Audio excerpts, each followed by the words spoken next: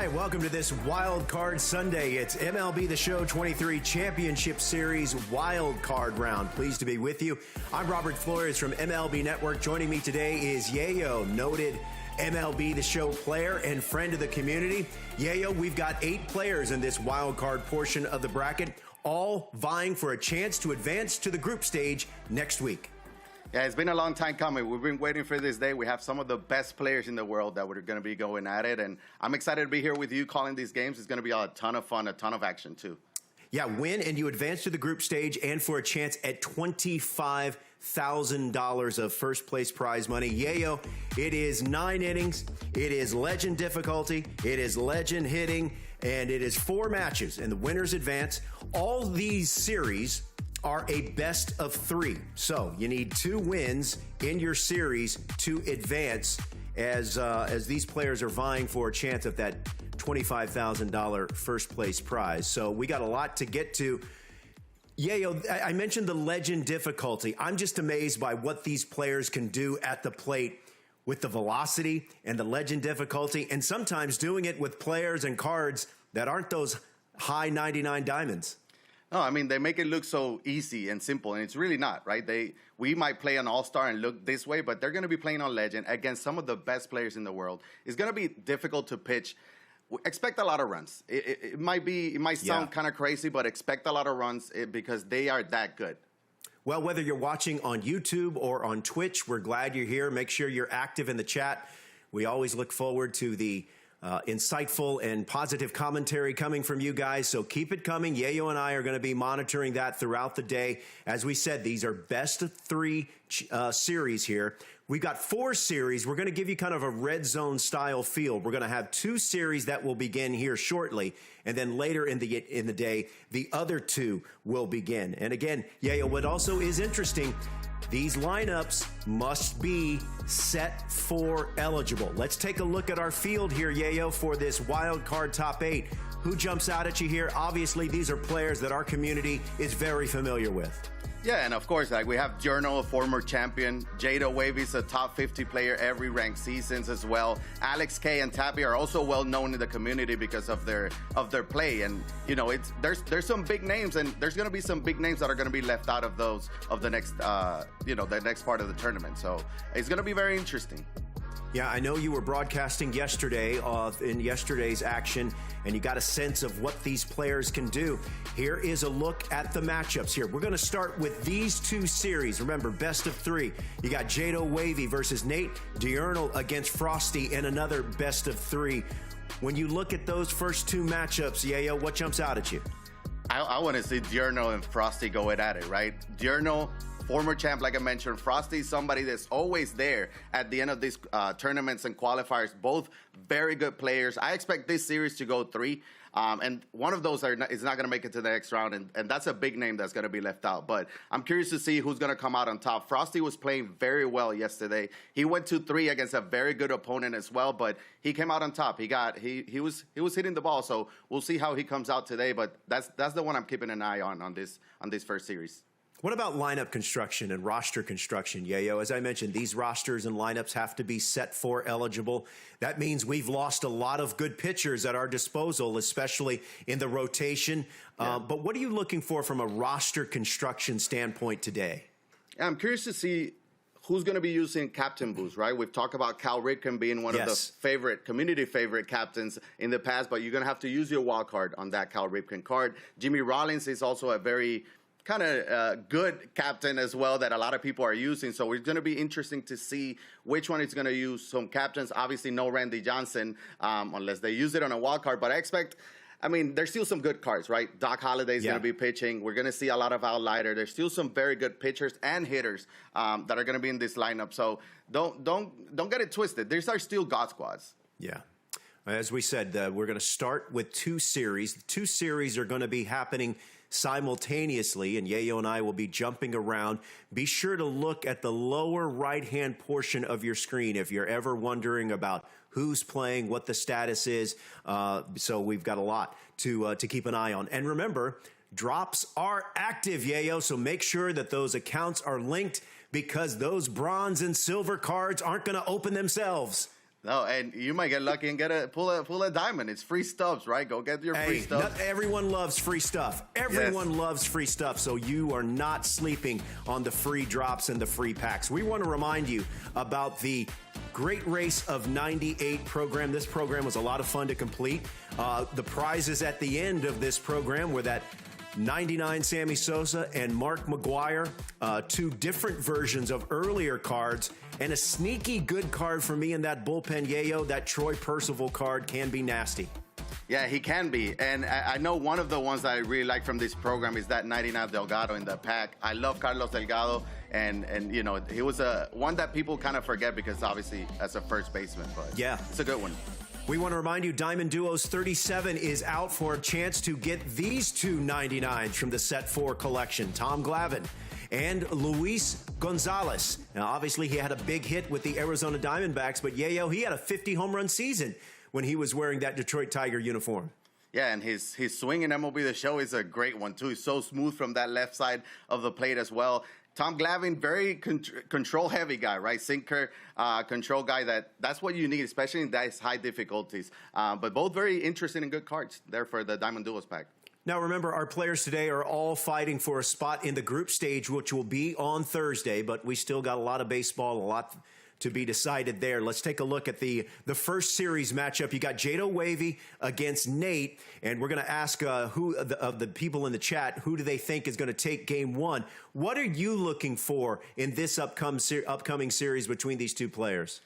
Yeah, and I think, you know, Jado Wavy has a lot of experience when it comes to this kind of tournaments. He's the #1 seed as well for a reason. I'm curious to see if Nate can steal that game one on the road, right? I think that's going to be huge. So I'm curious to see who comes out firing as well. Again, sometimes you have those off days, right? For this guy's off days might be scoring 10 runs, but it's still an off day when the opponent can actually take advantage of that. So I'm curious to see if we can have an upset here early in the qualifier.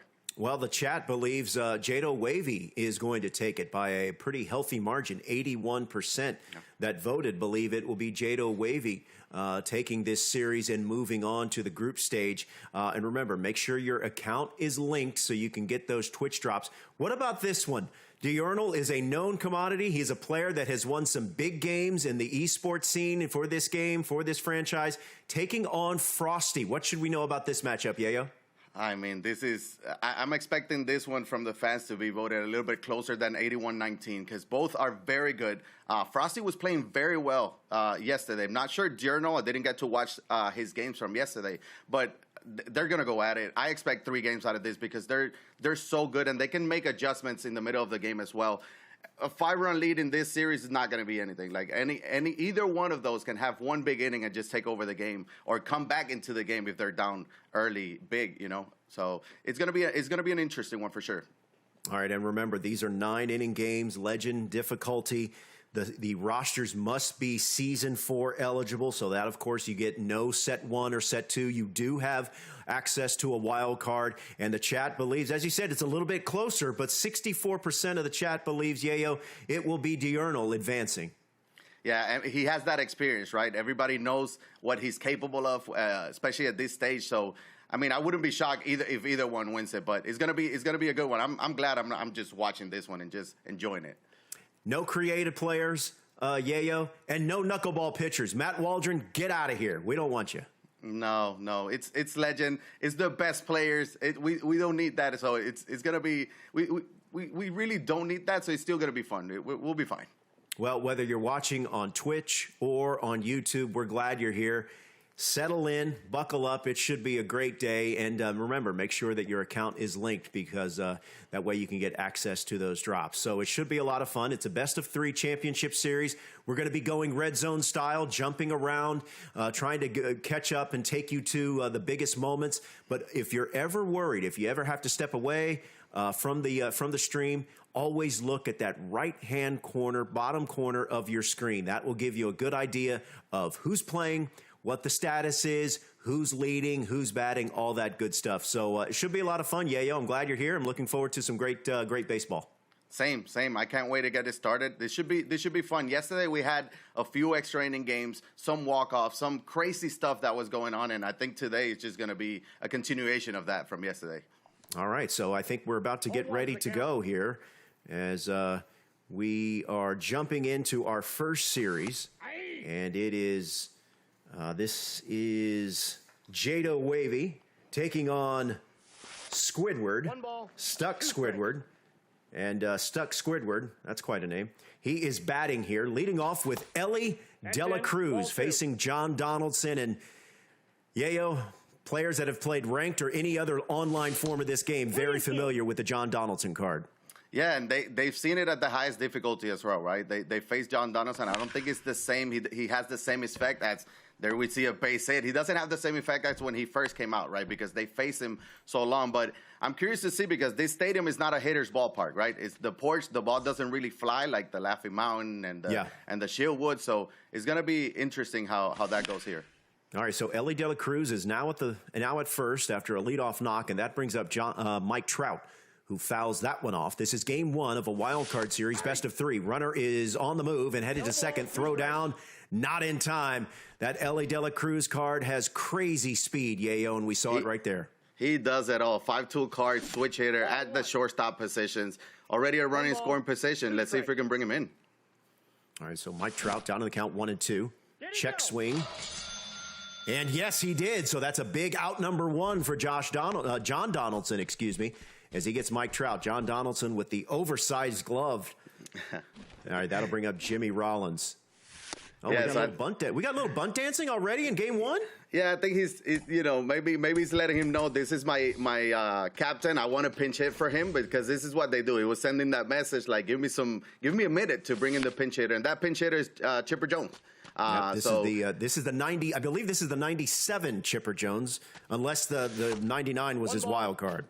Yeah, and it looks like it might be the 99 because of the clutch and power. 125 against lefties, and I'm not mad at that because of that. Smoke to left field, perfect, and gone. A 2-run homer for Chipper Jones. And Jado Wavy jumps out to a 2-0 lead. I would say the decision to pinch hit was a good one. Yeah, and to use Chipper Jones as a wild card, it worked out perfectly already, putting up too early. So, I mean, the stolen base didn't really matter there because he was going to come around to score anyways. Well, Ronald Acuna, good contact there, but he grounds out to first for out number 2. That'll bring up Jose Ramirez. Swing is fouled back. I love any Jose Ramirez card, Yayo. The switch hitting, the defense, the positional flexibility, all good stuff. Yeah, he really does it all, right? You can put him in the outfield. You can put him any position, basically in the infield. And on top of that, 85-plus speed, switch hitter, very small strike zones, right? So it becomes a little bit difficult to pitch to him. All right, so he's aboard with 2 outs, and that'll bring up Trevor Story. Yeah, and I think this is the one I was watching yesterday. I didn't see a whole lot of Trevor Story. I think this Trevor Story is one that he really likes a lot. I think he has him P5 as well. But with the Jimmy Rollins boost, this is when Trevor Story comes in and gets even better, right? You can see the 120 contact, 125 against lefties. All right, so down to the count 1-2, and that ball is sent foul. We'll do it again. You mentioned the boost, and that is part of that roster construction that's very interesting. As you said, the Jimmy Rollins boost is definitely a popular one. Yeah, it's definitely used by a lot of the top players. And as Trevor Story smoked one, is good. Trevor Story, second 2-run homer of the inning for Jado, and he is out to a quick 4-0 lead here in game one. And this is what I was saying, right? Where, John Donaldson, they've seen him a lot on Legend. It doesn't matter. I don't think he has the same effect as he did maybe a month or 2 ago. Already giving up 24 pitches thrown already, now 25 coming up. But, I mean, this game's not over. Far from over, but it's a good start by Jado. Yeah, you get the sense that he's going to get into Squidward's bullpen here pretty soon. And he gets out of the inning, a big strikeout there, but not before some big-time damage is done. 2-run homers in the inning for Jado. He's out to a 4-0 lead. That'll bring up the set 4 Mookie Betts facing Roy Halladay. Yeah, and this is what I was talking about earlier, right? We're going to see a lot of Roy Halladay. We're going to see a lot of Outlighter as well, and they might come from the bullpen as well. But Roy Halladay already with a 4 spot there in support of him, so we'll see what he can do. And at this ballpark, I'm not expecting 15-plus runs at the porch. All right, we're going to check in on game one of that other series is about to begin or just underway. We're going to keep it full screen here, but We'll take you over to that other series in just a moment as Roy Halladay working at a 2-2 count to Mookie Betts. Tried to get him to chase, but runs it full. And it's a full count with Julio Rodriguez at the plate, on deck, excuse me. Little dribbler up the middle, pass Halladay. Second baseman is there, throw to first in time, and there's one away. And after giving up 4, you want to try to at least score 1 or 2, right? You got the top of the order. Yeah. But Roy Halladay is a tough pitcher to face as well, so it's going to be interesting if he can answer back with some runs of his own. That'll bring up Julio Rodriguez,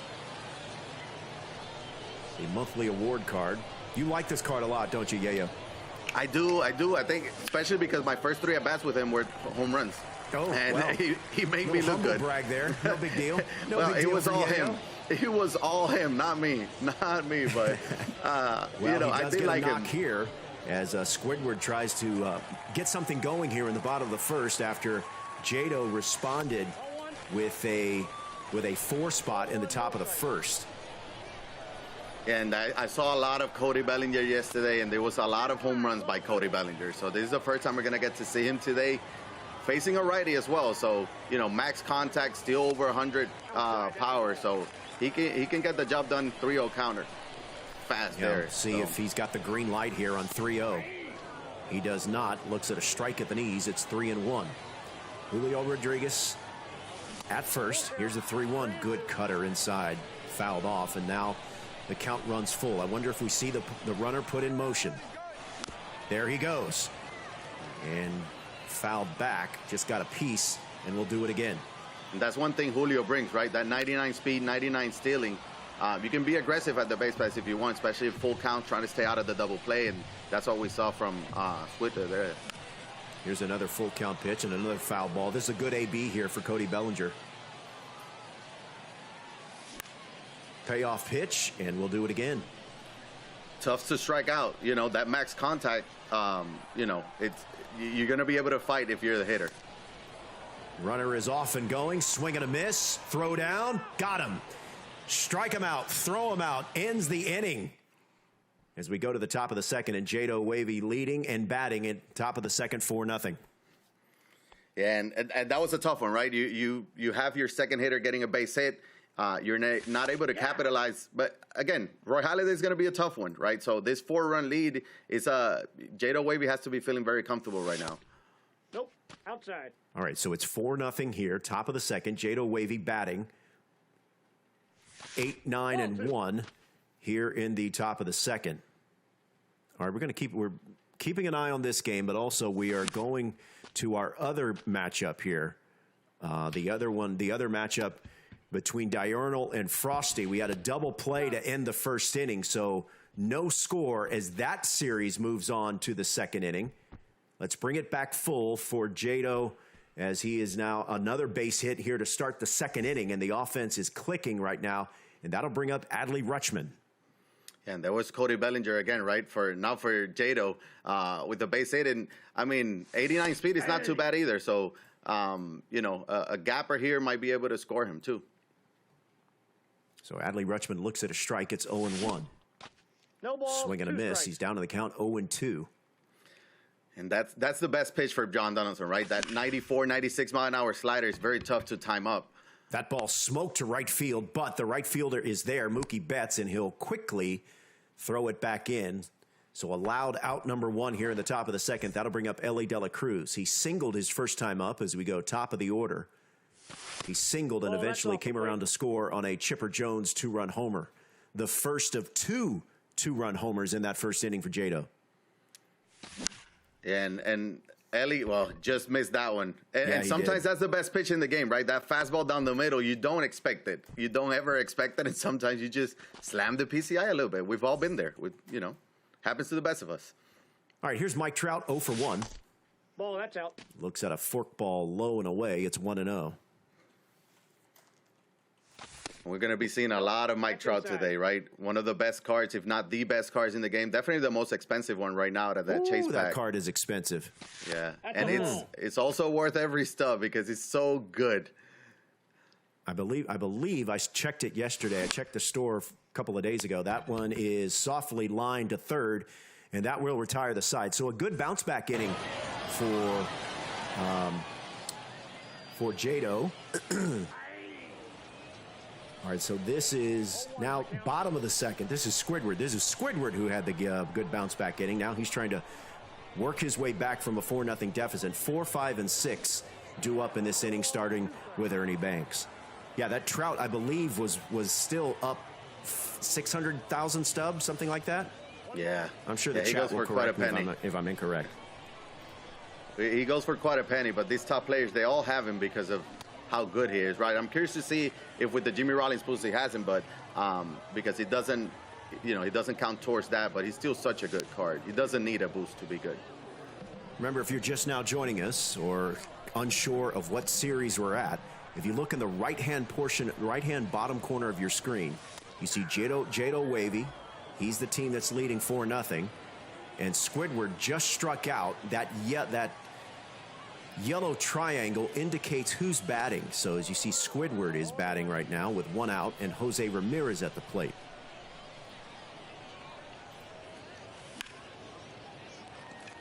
And that's going to fall in for a base hit. So a 1-out knock for Jose Ramirez and Squidward here in the top of the second. There's that J-run, right? He's at it again. He's done it for both teams already. He's Jimmy Rollins here, so you expect a pinch hitter. Jado brought in Chipper, and Squidward is going to bring in Rafael Devers, and I mean, this is a good card as well. Yeah, this is a really dynamic card here. It's a high diamond, as you would expect this card to really deal out some punishment. And I love any Rafi Devers card. I'm in.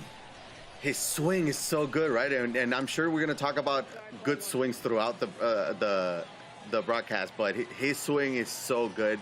You see the 245 batting average there, but a lot of these guys play on Legend a lot, so it's tougher to hit 350, 400 with them. But I mean, he's basically maxed out against righties, and that's what he's facing. Swing and a miss and a big strikeout there for Jado Wavy, and that'll bring up Ketel Marte. So 2 down here, and Marte looks at a strike. It's 0-1.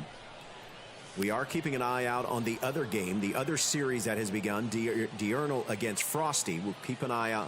Showed you that game was scoreless through 1. We'll check in on that series in just a moment. In the meantime, it's 4-0 Jado Wavy. He's in the field with that 4-0 lead. And here we go. All right, so we've got Diurnal up 1-0 in the bottom of the second. All right, let's bring this one full here. So this is Diurnal against Frosty. Frosty is batting in the bottom of the second. Jose Ramirez facing Al Leiter. And this is the Al Leiter that I was talking about earlier, right? We expect to see him a lot. Sinker cutter guy with a lot of control as well. Can be kind of deceptive as well with that sinker and cutter. They know how to tunnel it, right? So you can see there with that cutter. But he's very tough, and this is an all Al Leiter matchup. It looks like. Yes, it is. That's right. Diurnal is also going with Al Leiter, as Frosty now bats 9-1-2 due up here in this top of the third. Game 1 of this best-of-3 series, as Marcus Semien ropes that one foul. Down in the count 0-2. And we're here at Laughing Mountain, definitely not Deeport, so the ball will be flying at this stadium. Once the offense gets going, you expect some more runs. Man, my man Frosty's already P5, the Mike Trout card. Goodness gracious. Wow. 79 home runs. It's easier to P5 these cards when you're this good, right? Yes, that's an excellent point. For us normal folks, it might take a little bit longer, but for them, I mean, when you have a 444 batting average, 79 home runs, it becomes a little bit easier. Yeah. Ginger Maine, Cafe Loves BR, Victor 22. Thank you guys for joining us here on Twitch as we give you dual box action here, as Jado Wavy is looking to add to his 4-0 lead here in the top of the third. He's got runners at second and third with no one out, and the dangerous Jose Ramirez at the plate. This is a big spot, and there goes Donaldson. First time we're going to see somebody from the bullpen is going to be Javier Assad, sinker cutter guy, big control, high per nines in both hits and per nines and clutch. And that ball is smoked to second. The second baseman is there, fields, and throws over to first. But a run does score, and it's now a 5-0 lead. That'll bring up Trevor Story, who went deep with a 2-run homer in his first at bat. Looks at a ball at the knees. It's strike 1. And that's a productive out. Run did come ball. across the score. The other runner also advanced to third. You still have a runner on third, less than 2 outs. You got to expect the top players, those runs usually come around to score. That's ball 2. That ball just 2 balls, missed, and 1 it's now strike. 2-1. Javier Assad on the mound, as you said, is one of the more popular cards in this event. But he hung one there, and Trevor Story sends one deep to right center field. Going back is J-Rod. He can't make the play. 1 run will score. Story is on his way to third, and it's now a 6-0 lead here in the 3rd inning for Jado Wavy. And there's that Trevor Story again. I think he has in P5 with the Jimmy Rollins boost. It's so good. It's such a good card. Look at the PCI placement, Yayo. It was Elite. all over that pitch. Yeah, he wasn't going to miss that meatball there. 6-0. We're already, mercy rule alert, if you will. That's true. So that's the road team as We well. are hovering around that mercy rule territory as Jado Wavy has jumped out to a 6-0 lead, and he might make it more. Back is J-Rod and makes the catch. Runner will tag and score. I tell you what, I'm throwing down to my controller if that happens to me. That's the stadium right there. Yeah. I mean, perfect. That doesn't get out of the building. I've got a problem. It's definitely not the result you want. At least the score run, but that's the porch right there. At Laughing Mountain, that ball's hit 440 feet, that center field, right? Here, it was more like 405. All right, so we are now in the bottom of the 3rd. All right, Squidward is down big here, Yayo. This is game 1. What are you thinking here? If you're Squidward and you're down big in this best-of-3 series right now, what are you thinking? You got to think 1 run at a time, right? You're not going to get 7 runs off of 1 swing. You want to get base runners. Try to score 1 or 2. You don't want to go to the top of the 4th down 7. That's really what you don't want to do, because you know what Jado Wavy is capable of. He can put 3 more, and then all of a sudden you really have that pressure. And it's best of 3, right? It's only 1 game, but you want to be able to fight. You want to be able to get in a groove, especially there's going to be a game 2, right? So you at least get some confidence going into game 2 if you can. Yeah. If you're able to do that. All right, so it's now a full count to Adley Rutschman. Jackie Robinson on deck. Hi, Kenneth Sims. How are you, man? 9-inning games, legend difficulty, best 2 out of 3 series. All right, let's go multi-screen here. And let's go to that Tappy Diurnal matchup. That's also a game 1. Tappy is threatening. He's at the plate. He's got Wyatt Langford with a runner at second and no one out, trying to equalize this game at 1. Yeah, this is Frosty right here. He was using this Wyatt Langford, and he went off with this card yesterday. It was very interesting as he rips the one down the line. That would bring in a run as well. RBI double there by Frosty. It's alive. We got a tie ball game. We do have a tie Just ball like game that. here in the 3rd inning. And that'll bring up Mike Trout, and still no one out. So a chance here for Frosty to have a big inning here. So he's got Mike Trout, 1 for 1. 2, 3, 4 hitter. All 3 righties facing out lighter. This is a dangerous situation if you're Durno. Inside, All right, ball looks 1. at a cutter inside. It's evens the count at 101. Mr. Waldo BMC, good to see you. Yes, it is. I'm Robert Flores of MLB Network here with Yayo. Thanks for watching, whether you're watching on YouTube or on Twitch. That ball's outside. Now it's 3-1. This is a dangerous, dangerous time right now. There it is. What did I tell you? High D gone. It's alive. Mike Trout with a 2-run homer, and Frosty jumps out to a 3-1 lead here in game 1. And there's that perfect at Laughing Mountain. That will be a home run. At least 99.9% of the time. And that's a pitch down the middle that the best players in the world usually don't miss, right? And he did not. So three unanswered here so far. Chopper to third. Backhand stop. He's out. Fields fires, and that's out number 1. That'll bring up the cleanup hitter, Double X, Jimmy Fox. This is one of my favorite swings in the game from this Jimmy Fox. I was about to ask you, how are you liking this card? I love his. I actually picked him before Acuna. I know a lot of people were picking, or Mookie. Outside. I know a lot of people were picking that Mookie, but I had to go Jimmy Fox just because of his swing. I just feel so comfortable with him at the plate. Ball, that's inside. All right, so he's ahead in the count 2-1. As Al Leiter now about to throw his 55th pitch here. And that one's fouled off. I think we're going to get into that bullpen pretty soon, Yayo. Yes, 55 pitches, 3 runs. I mean, I think he's going to try to get, at least go 4 without Leiter. He's going to probably be in the 70s, 80 pitches then and see how it is. But he knows he can come back and score some runs as well. So he's not worried about that part. He just wants to stay within range. All right, that'll bring up Ellie De La Cruz. Grounded to short, could be trouble. Cruz throws out Cruz. So that'll end the inning, but not before Frosty gets on the board in a big way. It's now 3-1. Back to Diurnal, 3, 4, and 5 due up, starting with Ronald Acuna Jr. Fouls that one back. It's a big spot here, right? You already gave up the lead. He's going to try to get some back. He's the road team, trying to steal game 1, obviously on the road. And Diurnal can do it. Obviously, he can put up some runs. All right, he's behind in the count 1-2 as that catches the inside corner. Pitch number 47 coming for Al Leiter. That one misses high. It evens the count at 2-2. Remember, if you're watching on Twitch, make sure your account is connected so you can get these drops. In fact, I'm 63% progress towards getting a drop. Let's go. Go get your diamond. Go get that diamond. Diamond's in full effect. All right, here's another 2-2 pitch from Al Leiter. Full count. That's a professional take right there with 2 strikes. That cutter. Yep. It's a tough pitch to lay off.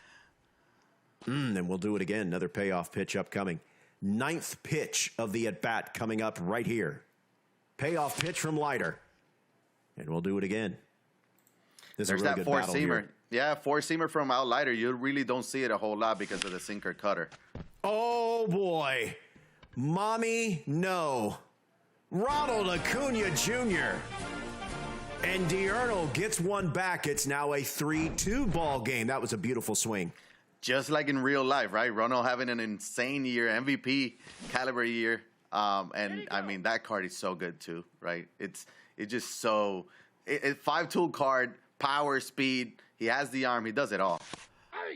That'll bring up Giancarlo Stanton, the cleanup hitter, 0 for 1. Here's the 1-1 from Leiter. A hot shot down to third. Third baseman is there, and he'll throw across the diamond for out number 1. And there's that Giancarlo Stanton that we haven't seen today, right? And some people struggle with him because of his 6'6", 6'7" stature. He stands. He's also pretty straight up. So he's a big strike zone. But interesting that we just saw him here with Diurnal. 1 ball, 1 strike. That'll bring up Adley Rutschman. Count even at 1-1. 1 away here. Fly ball, foul ground. First baseman should be there and is, and there's 2 away. And that'll bring up Jimmy Fox, 1 for 1. Double X. Batting in the 6th spot. Ball, that pitch Looks is at out. a fastball outside. It's 1-0. And, before we started, I mentioned how don't worry about set 1 and 2 because these are still God squads. Jimmy Fox is sitting 6 in this lineup, right? So that's just an example of how deep these lineup are. Little backdoor cutter there. Lands for a strike. It's 1-2. 2-2 the count. That misses low. It's 2-2. 3-2 game, top 4. We got full count. And misses inside. Count runs full. As Diurnal batting here in the top of the 4th. Grounded to short. Jump throw by De La Cruz. Got him. That retires the side, but Diurnal gets a run back thanks to a solo home run from Ronald Acuna Jr. That's part of the reason why that Ellie De La Cruz is so good, right? 99 speed, 6'5" frame over at shortstop. He makes every play. Diamond fielding, good arm. He makes those plays. Not every shortstop in the game makes those plays. Here's a shallow fly, or that's a, excuse me, I thought it was a fly ball. It's a grounder. It's a base hit to center, and it's a leadoff base hit here in the bottom of the 4th for Jorge Soler. That'll bring up Austin Riley. Soler and Riley, former teammates, part of that Atlanta Braves 2021 World Series team. Yep, that ball And this went is out. one of those Austin Riley cards that was doing amazing for Frosty yesterday. It was one of his MVPs. A lot of clutch moments, a lot of clutch doubles to right field, home runs as well. So He feels very comfortable with Austin Riley. Not here, though. This could be 2 to second for 1. Over to first in time, and just like that, it's a double play, and there's 2 down here in the bottom of the 4th. Ball inside. Jose Ramirez at the plate gets backed off by a cutter inside. It's 1-0. That's also fouled back. It's fouled back. It's 0-2. Fouls that one off, and we'll do it again. And I know we were talking about Al Leiter, maybe thinking about the bullpen. Not yet, right? He comes back and is 1 strike away from throwing a 0 here in the 4th, and he's just 1 run back, 67 pitches. So good bounce back inning so far for Al and Diurno. That ball lifted to center field. Should be no problem for the center fielder, Mike Trout, and that retires a side. So we're through 4 innings as Frosty is leading Diurnal 3-2 here in game 1. Diurnal will have 7, 8, and 9 in this inning, starting with Ellie De La Cruz. Nick Holmes, Eddie Cleveland, thank you guys for watching on YouTube. Grounded to second, throw across in time, and there's quickly 1 away here in the top of the 5th.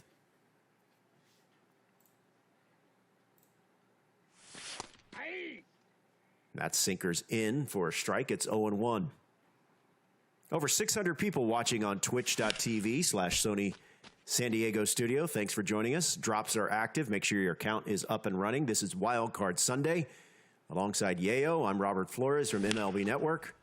Ooh, Ketel Marte went up in the zone and made good contact, but well foul. He was ready for that one. Ball 1. 1 ball. That sinker up and in from Al Leiter is very tough.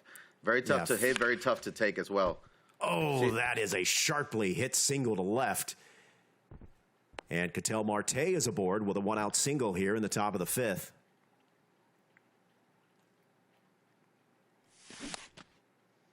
And here's Marcus Semien 0 for 1.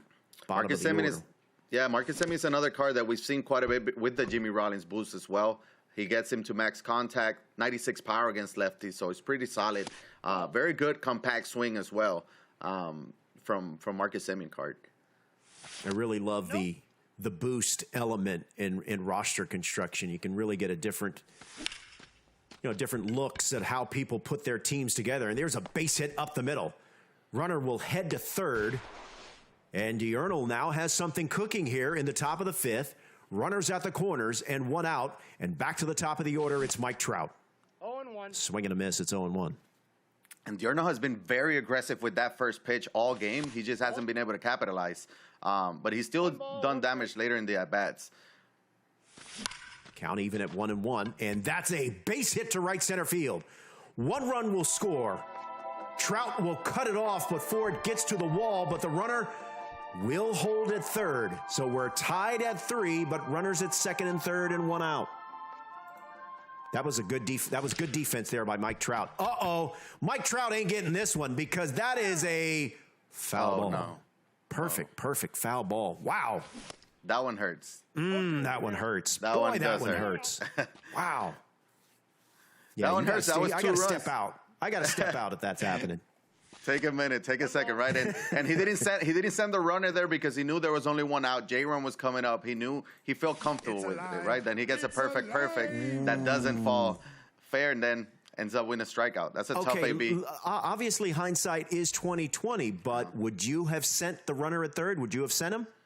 I think so. 85 speed. I think he was going to be. It would have been a close play at home. But I'm not here to question this guy. These guys are better than me. But then again, he didn't want to risk it. He doesn't want to give free outs, right? Is what I'm guessing. So fly ball, Ronald. Right field, and Acuna is there, and that retires a side. But Diurnal does get a run back, and we're now tied at 3, going to the bottom of the 5th. So Frosty will have Adley Rutschman, Wyatt Langford, and Mike Trout.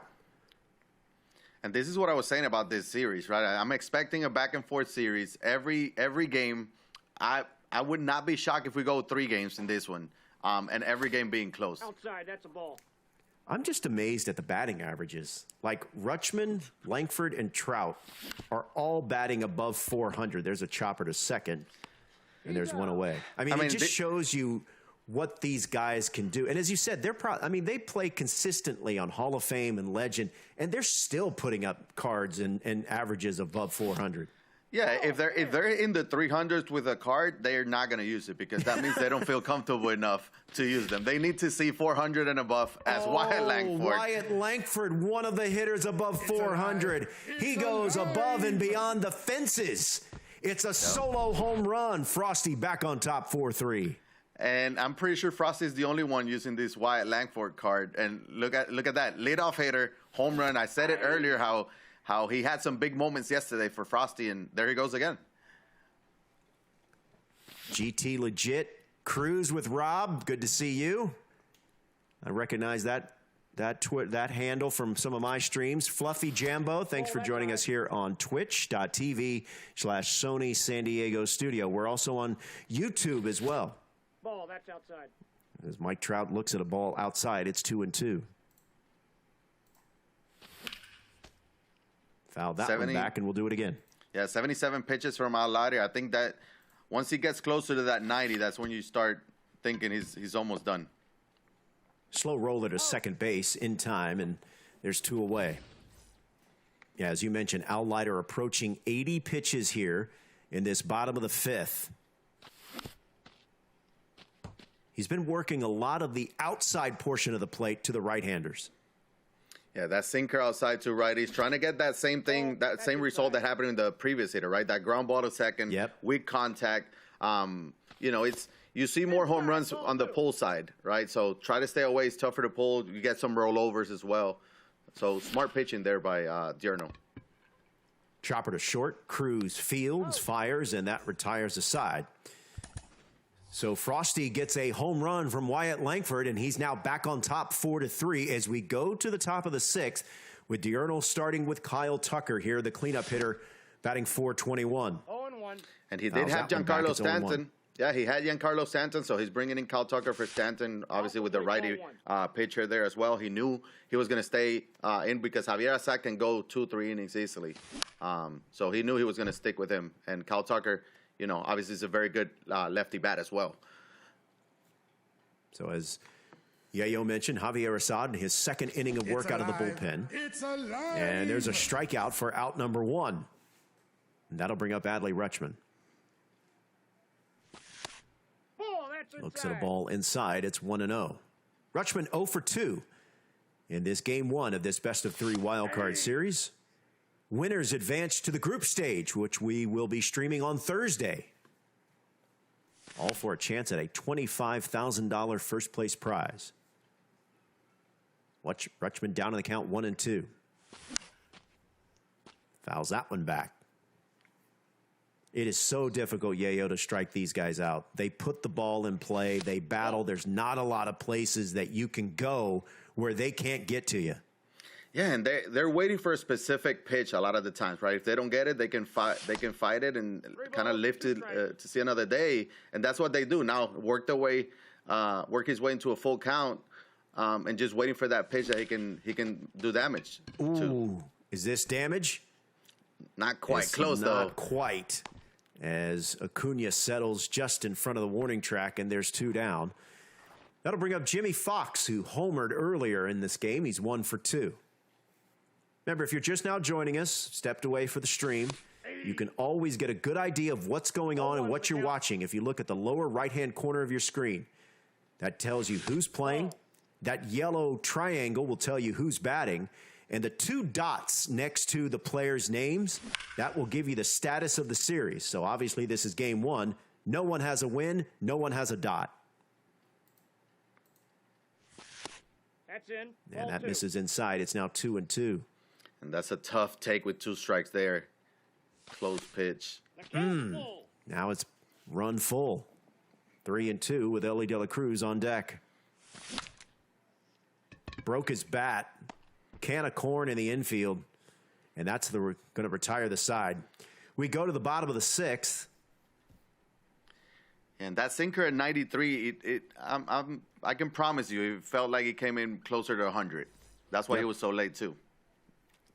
All right, so bottom 6 now. Frosty at the plate, 4, 5, and 6 to face Al Leiter, who is at about to throw his 83rd pitch. I was wondering how much longer he's going to be in this game, but at least for one more batter, Yayo. Yeah, I'm sure he's got the bullpen probably stretch and toss at least, getting ready, because you got to treat every game like it's a game 7, right? But he has just limited the damage. 4 runs to somebody like Frosty is really not a lot. It's really a good pitching performance. All right, so there's one away here in the bottom of the 6th. I believe we're going to go back to the other series. Yeah, let's remind you of what's going on here. 808 with the solo home run, or with the home run from Mookie Betts, and that cuts the lead. It's a 2-run job, so that cuts the lead to 8-3. All right, so we'll continue to monitor that game. This game is a little bit tighter, so let's go full here. Back to the Frosty Diurnal matchup. Yeah. Frosty just went deep to extend the lead to 2 here, 5-3. And that will do it for Outlighter, like you mentioned. Maybe one more hitter, and that was it. It was a home run. And out he goes, bringing, again, Javier Assad. We're going to be seeing a lot of him from the bullpen. What is it that our players like about the Assad card?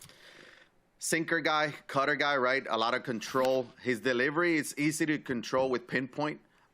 So you're going to see that. You're not going to see a lot of mistake pitches from this Javier Assad card. So sometimes they rather have that control over the power, right? If you use a Nolan Ryan, we'll be throwing 102, 103, but you sometimes don't know where that ball's going to go, right? And that's why you don't see him a whole lot here with the top players.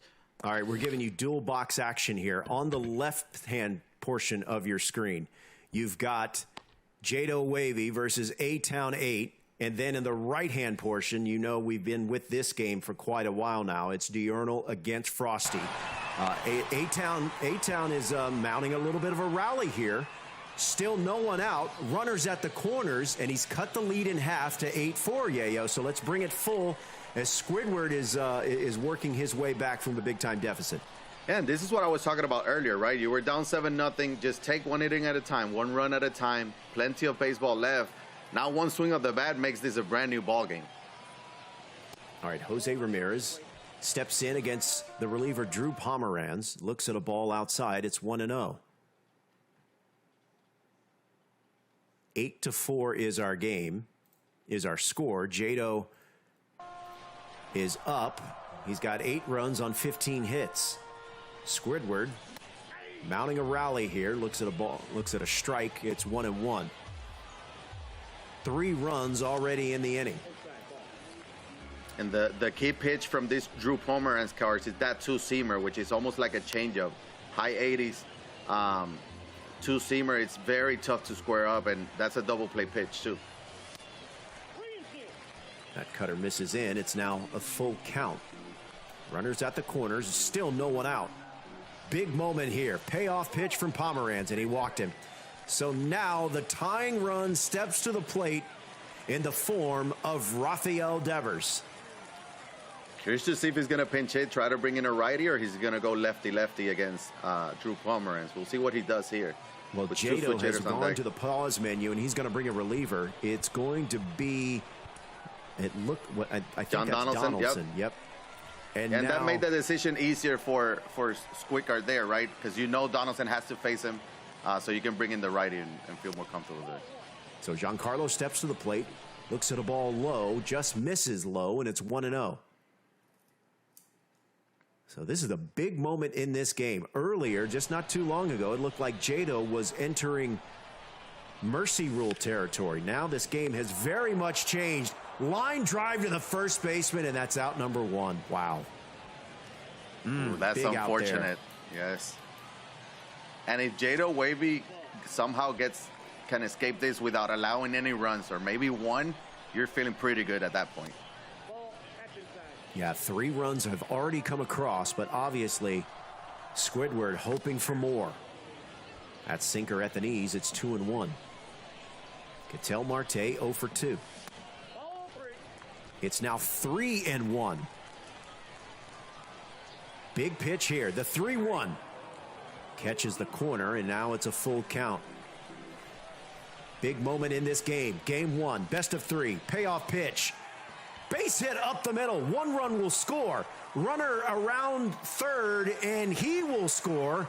And it's now an 8-6 game as Ketel Marte comes through with a big knock. So clutch there, making a 2-run game. Go ahead, run it now at the plate. Who would have thought, right? This game was 7-0. And again, this is why you play the game, right? All the way through.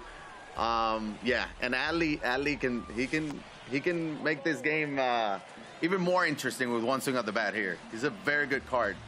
Yeah, big swing here could totally change the complexion of this game. As Yayo mentioned, Jado jumped out to a 7-0 lead. It is now an 8-6 ball game with Adley Rutschman now ahead in the count 3-1. And that could have gone either way. It's 3-1 instead of 2-2. That's a huge difference. And that misses low, and once again, the bases will be loaded. Squidward's putting together some great at-bats here. I mean, just professional takes, right? So many pitches so close. He's not expanding the strike zone, and you know that's why he's putting up some good at-bats and good results with it. Jackie Robinson at the plate, very tough card to double up. Fouls that one back. It's down in the count 0-2. And he also got some pop, so 99 speed, but also 96 power against lefties. Don't sleep on that power either. Here's the 1-2 pitch from Donaldson. Just got a piece to stay alive, and we'll do it again. Wow. Look at the PCI placement. How did he get a piece of that? And we were just talking about him not extending the strike zone, right? He did there. Shallow fly ball, right field. Second baseman will make the play. Will the runner at third tag? No, he will not. So I believe that's Marte out at second base. So a big out number 2, but Jado Wavy not out of trouble yet. Has to deal with the leadoff man, Mookie Betts. Who just hit a 2-run home run earlier as well, so. That's right. Betts started this inning with a 2-run homer. Now with a chance to maybe go deep again. Instead, not quite. Is a shallow fly ball. Acuna is there. A big inning for Squidward, but Yayo, it could have been worse for Jado. Yeah, at least he did make it a ball game, right? With that big inning, 2-run game after being down 7, plenty of game left still. But yeah, he could have been a lot worse as well. So first time seeing this Madison Bumgarner, I'm thinking is the new one from the new program we just got. Yeah, and he's greeted by a perfect single from Jose Ramirez, who was nearly thrown out at first by Mookie Betts. But it's a leadoff knock here to start the seventh inning for Jado Wavy. And here's Trevor Story again. It feels like he's up. Every time there's a big spot, it's Trevor Story at the plate. He's 2 for 3 already this game. Has a home run. He has a double as well. STW, yes, Squidward has an unbelievable batter's eye. Crazy good. But this is Jado Wavy batting at the top of the second, facing Madison Bumgarner. 1 ball, 2 strikes. That cutter, it's only 90 miles per hour, but it looks and plays faster. Yeah, you can see he was late on that swing because of it too, right? Some pitches are tough to time up because you're thinking about fastball that is coming in mid-90s. You also know he has that curve, he has that sinker too, so it's tough to get the timing down. That's fouled off, and we'll do it again. Trevor Story, 2 for 3, couple of homers. Trying to add to this lead for Jado Wavy here, batting at the top of the 7th, 8-6. It's game 1 of this Wild Card Sunday. Runner is off, and we'll do it again as Trevor Story fouls another pitch off to stay alive. Payoff pitch from Bumgarner. Runner is on the move. There he is again. And that runner can just crawl home because it's another home run for Trevor Story. Another 2-run homer, and Jado Wavy now has that 4-run lead back. There's something about Jado Wavy and Trevor Story. I don't know what it is. He was doing it yesterday. I mean, we're seeing it today. Outside. 3 for 4, 2 home runs. That's currently the MVP of the game. Yes, yeah. It's been the Trevor Story show, and Ketel Marte, he's aboard with another hit. So make it 3 consecutive hits given up by Madison Bumgarner. I'm not sure how much longer he's going to be in this game here, Yayo, before Squidward has to make a move. Yeah, 45th pitch here. That will be a double play. It should be a double play, but then again, Squidward came in, made it a ball game, right? He's feeling good. He's down 2, and then all of a sudden, Jado is like, well, I'll take my 2 runs back. and nothing happened. Dominican Capo, thanks for watching on Twitch. Appreciate you being here. All right, so 2 down here, and Adley Rutschman at the plate. He's 2 for 3. Remember, this is game 1 of a best-of-3 series. We have another best-of-3 series that's going on right now. We'll get back to that game. That ball is smoked, but foul. The other 2 best-of-3 championship series, those will begin a little bit later in the day. The 2 winners of the 2 series, Adley Rutschman, Oppo Pop. It's the second home run of the inning given up by Madison Bumgarner, and Jado Wavy now extends to an 11-6 game. And Cruz, I think you might be right. It is time to take Madison Bumgarner out, and that'll bring up Joel Payamps. This is another card that we see a lot of in this event, correct? Yes, sinker guy, changeup, very kind of sneaky delivery, right? A little bit tough to pick up. That sinker comes in pretty hot as he gives up a single there, but. I remember Jado at the beginning couldn't care less about any kind of motion or pitch because he's on a roll right now. He is, and I was talking about earlier how I don't expect 15 runs scored at the porch. Well, maybe I was wrong. He has 11 already, and we're still in the 7th. All right, let's jump back over and give you another look as we go dual box here, and now we can bring it full. Excuse me. This is Diurnal against Frosty. Frosty is now leading 7-3. This was a game that he trailed early to Diurnal, but he has since been in control in game 1 here. I mean, that pitching has been insanely good, right? Because to hold Diurnal to 3 runs at Laughing Mountain here is very impressive. Very impressive. To hold a player of this caliber at this park to under, to 3 runs, to your point, that is amazing. So Diurnal is down to his final 2 outs here in this game 1. But remember, it's a best of 3. So Frosty 2 outs away from taking a 1-0 lead into a chance to close out Diurnal in game 2. And that ball is inside, so runs the count full. Chopper to short. De La Cruz is there. It's alive. And there's 2 away. It's alive. All right, that'll bring up Ellie De La Cruz representing the last chance. First pitch swinging. And in foul ground, Austin Riley is there, and that's the ball game. So Frosty takes game 1 by the final of 7-3 over Diurnal. Diurnal jumped out to a 1-0 lead, but after that, it was pretty much all Frosty after that, as he scored 3 in the 3rd, 2 more in the 8th, as that game 1 is now complete. Game 2 will be beginning shortly in just a moment, but in the meantime, let's go back to Jado Wavy and Squidward. There's still work to do here as we are batting in the bottom of the 7th, as Squidward is now working on an 11-6 deficit with 2 down and Ernie Banks at the plate. And it's crazy how we talked about the stadiums and the elevation, how much of an impact it has, right?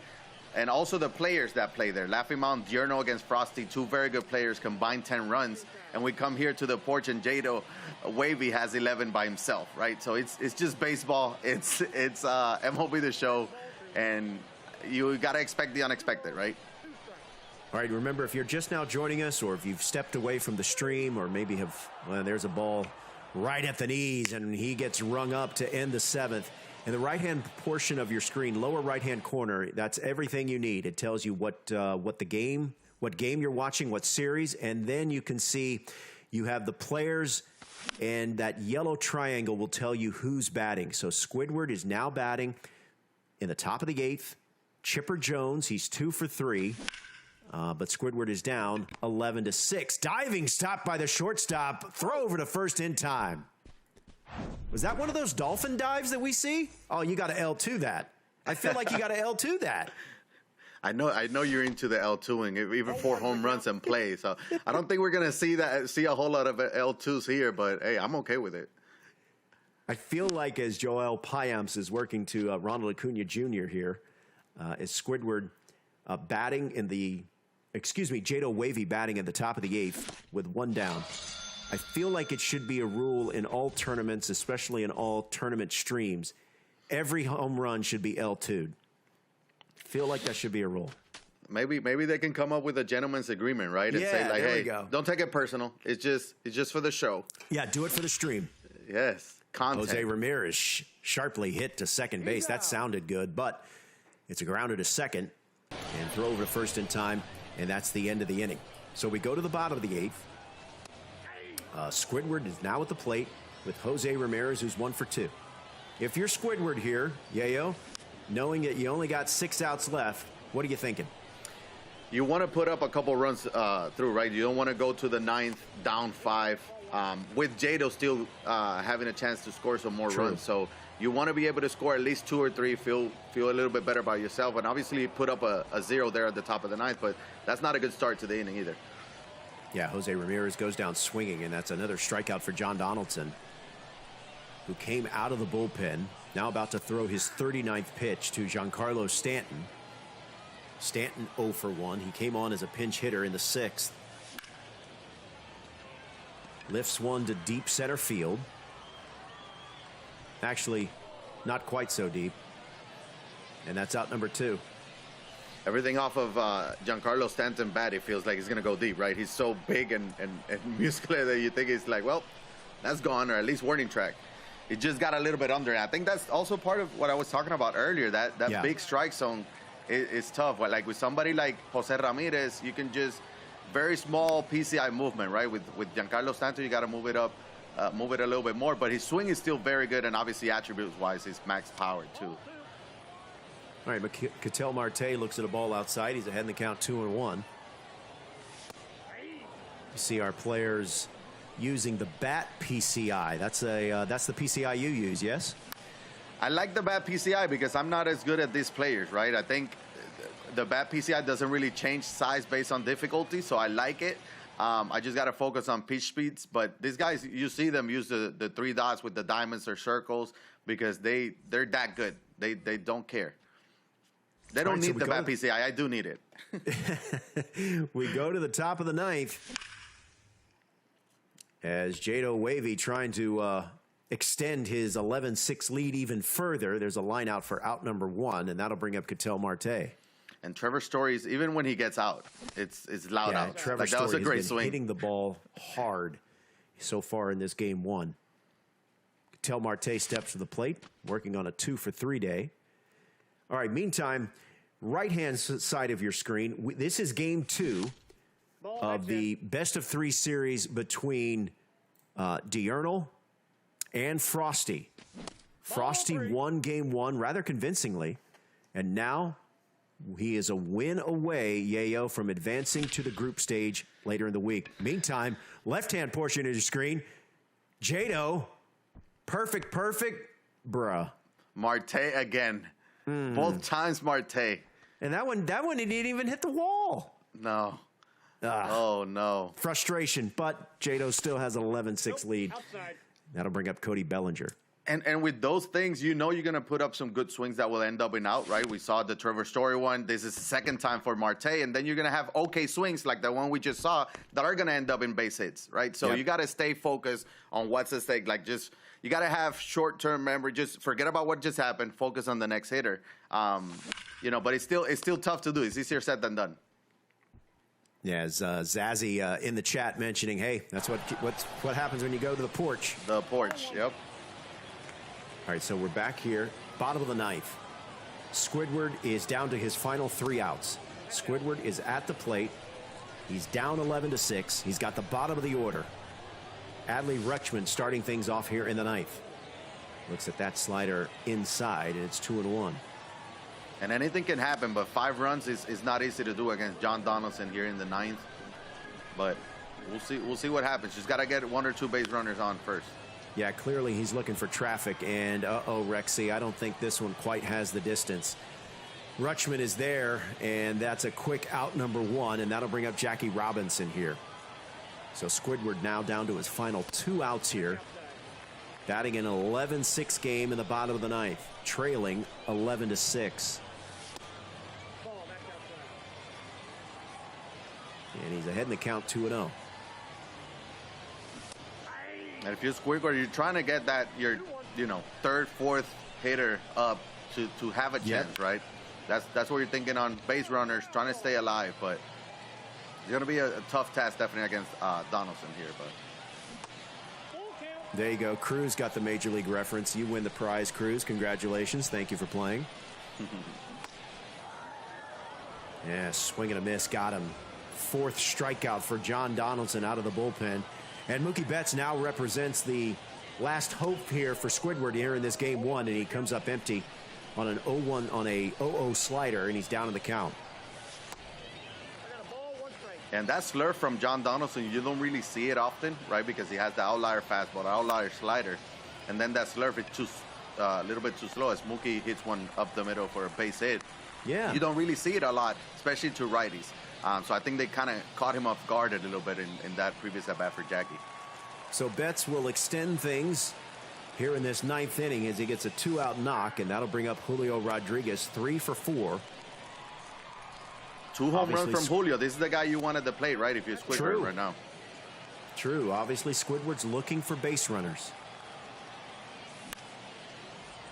Fouls that one back. It's 1-2. So down to his final strike. Wavy with John Donaldson. That misses inside. 2-2. Here's the 2-2. That ball was hit hard, but foul. Here's another 2-2. And that one is sent, but just, it's a fair ball.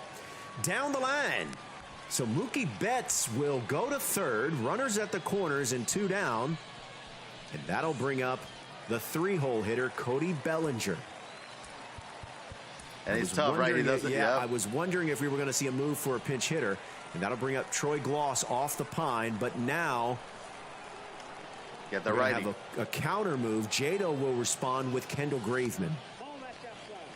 So Graveman has been tasked to get the final out of this game one. This is the new Troy Gloss. We haven't seen a whole lot of him, but very good card. Obviously, max clutch here, 121 power against righty, so he didn't care if I think he'd rather face Troy Gloss against a righty than belly lefty against John Donaldson, and that's why he did the change. See if it works out. Let's see if it pays off. Swing and a miss there. And once again, Squidward down to his final strike. 2-2 from Graveman. Got him. Yep. Nasty slide piece to end it. And that's it. Jado takes game one of this best-of-3 series 11-6. Meantime, game two between Diurnal and his opponent, Diurnal and Frosty, is already underway, and we are tied at 2 here in game two. As Diurnal is the home team. There's a hot shot to third, but the third baseman in there. Throw across to first in time. Frosty is the home team. I'm sorry, Diurnal is the home team, and Frosty is at the plate. Yeah, I'm curious to see if Diurnal started with an opener, right? We see Roy Halladay now 9 pitches, but we're in the second with 2 runs across. So I wonder if he started with an opener and then went to Roy Halladay. But still tied at 2 here in the second. It's going to be a back-and-forth game again. That's what I'm expecting. Nope, that's in.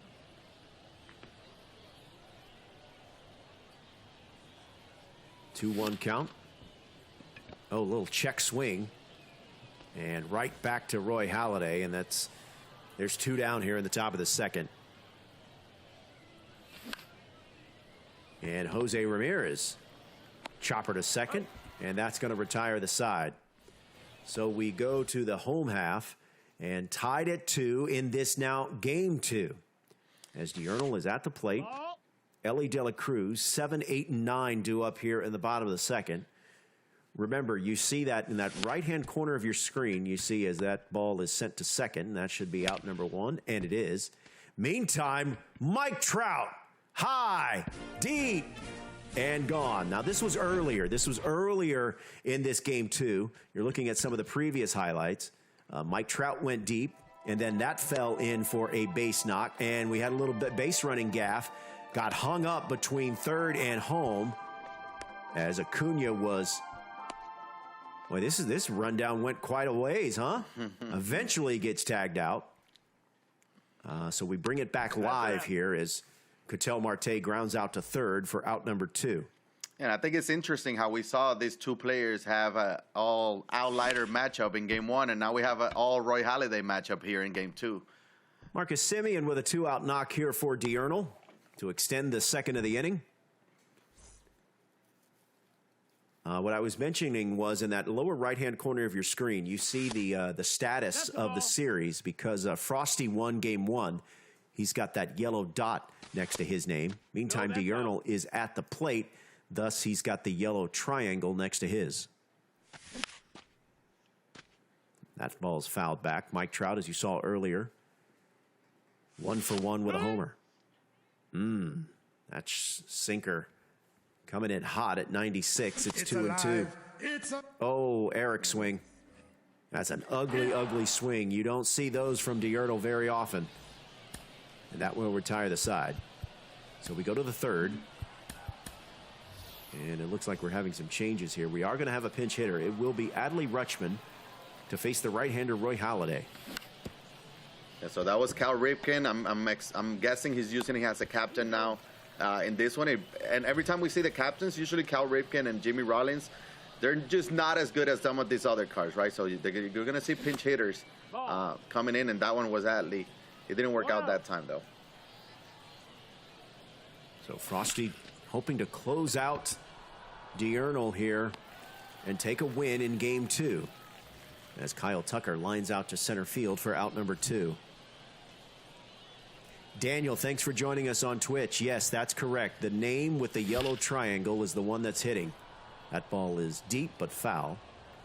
And then the circles, the dot, you see that yellow circle that's filled in next to Frosty's name? That means he won game one.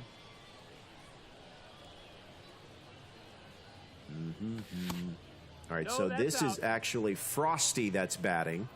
Diurnal is not batting, so the yellow triangle will go to Frosty here shortly. Meantime, it's now a 3-1 count to Mike Trout. 2 down here in the top of the third. Lifted to center field. The center fielder will just turn and watch it go. It's out of here. As Frosty takes a 3-2 lead here in the top of the third thanks to a 2-out bomb from Mike Trout. We're talking about his price tag. And we got to go back to back. That ball smoked to right center field, but the right fielder Acuna will track it down, and that retires the side. Yeah, we were talking about Mike Trout's price tag, right? How high it was, and that's why he's so good. You can see there the 99 fielding, 99 reaction, 99 speed, 125 power. And the swing and the quirks. That's what he does, right? So we saw it there giving Frosty the lead. All right, this is Jose Ramirez batting for Diurnal here in the bottom of the third. He's trailing in the series and in the game. Here's the 1-1. Got in on his hands a little bit. It's going to be a lazy fly ball. The center fielder Trout is there, and there's one away. And we saw in game one, we talked about Frosty's pitching, right? Limiting Diurnal to 3 runs was a huge accomplishment, and he's still pitching well. So on top of that, he's a very good hitter. So if he's going to pitch this way while still putting up some runs on the board, he's going to be very tough to beat. IMF, how are you doing? Thanks for checking in. Thanks for watching on Twitch. Make sure your account is linked because the drops are on. I just got a drop right now. How about that? I'm eager to see what I get. I'm going to open it. Maybe I open it on stream and let you know. Let you guys get all jealous from the diamond that I pulled. That's a great thing about the mobile app too, right? You can just go to the app, open those packs. Yes. Acuna. Oh, Acuna. Forget about it. It is out of here. It's a home run for Ronald Acuna Jr., and we're tied at 3. So Diurnal, with a solo homer in the bottom of the third, knots this one up at 3. Here's Kyle Tucker. No, that's inside. Heading the count 2-0.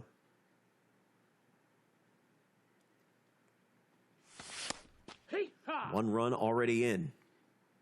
And that cutter from Roy Halladay coming in at 96 is so tough to time. It feels like it has outlier, right? Especially on Legend. Yep.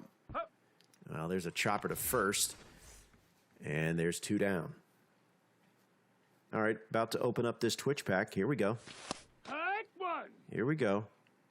Oh, and Oh, my God, I got Mike Trout. Out of the chase pack. Kidding. I did not get Mike Trout. As Adley Rutschman sends that one foul, it's 0-2. Also, getting Mike Trout out of a pack in like April and May It's alive. is definitely not the same as getting him in September. Not the same.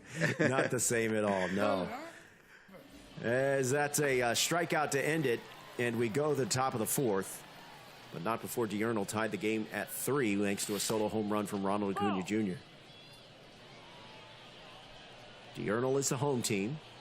Top of the fourth. Frosty is at the plate with double X Jimmy That's it, Fox. ball.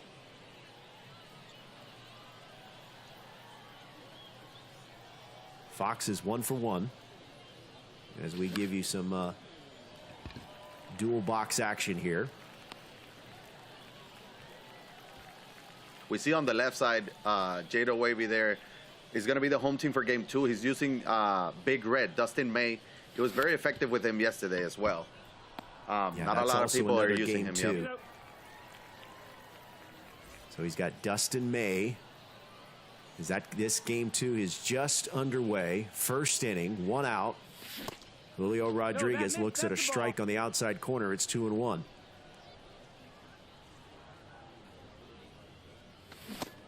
As Julio Rodriguez looks at another strike, that evens a count at 2-2.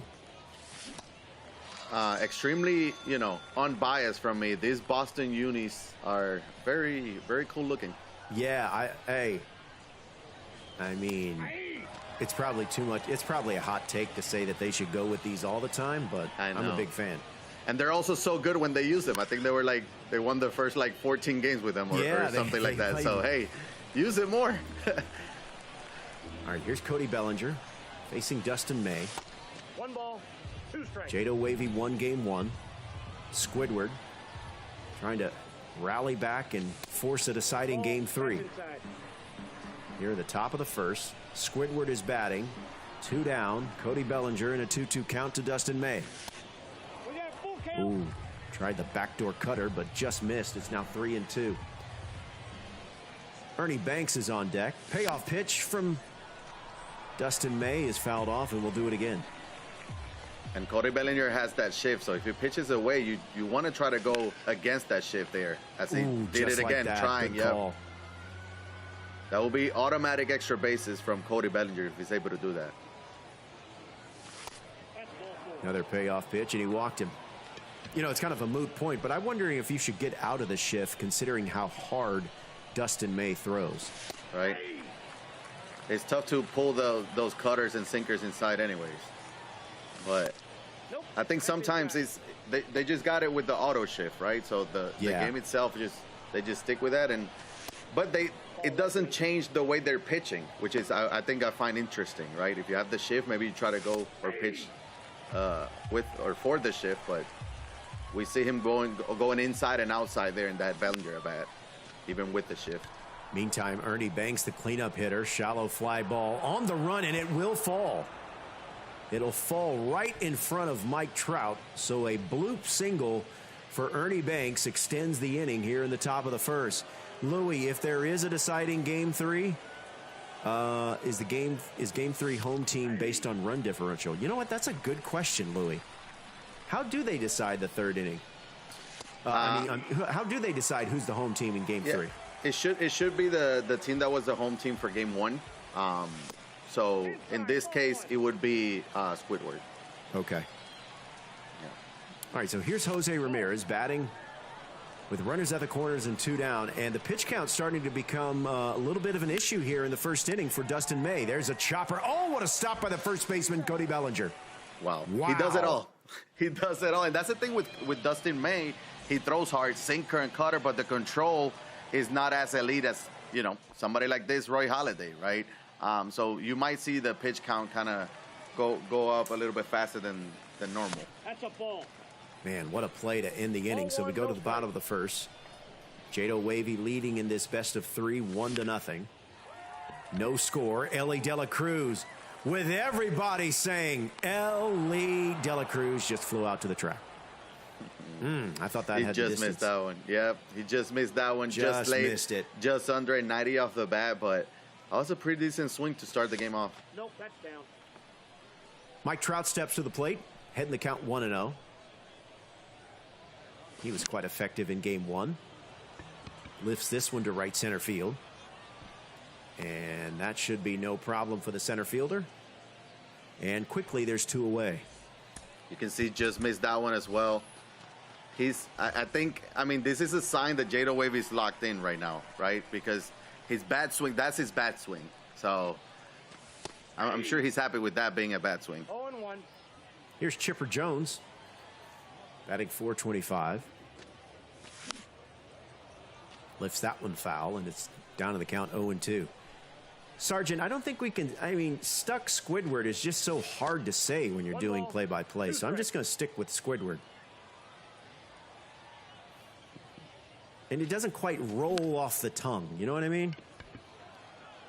This should end the inning as Chipper Jones flies out to the center fielder, and we're through one, no score in this game two of this wild card series. Winner of this series advances to the group stage, which will be played and streamed on Thursday of this week. Here's Juan Soto. I know you like this card a lot, and he was quite effective yesterday. I do. I love his swing. He's just, I feel super comfortable with him for some reason. And obviously, he has the attributes to back that up as well. But I don't think he had him in game one. So interesting that he brought him out for game two. Yeah, Jado Wavy trying to close this series out. Nope, outside. Batting here in the top of the second. Soto shuffle there from Juan. It's 2-2. Dustin May had threw a lot of pitches in that first inning, had to work around some trouble, and he's now down in the count 3-2. ODC and spin the block. We'll go to the other game. Stand by.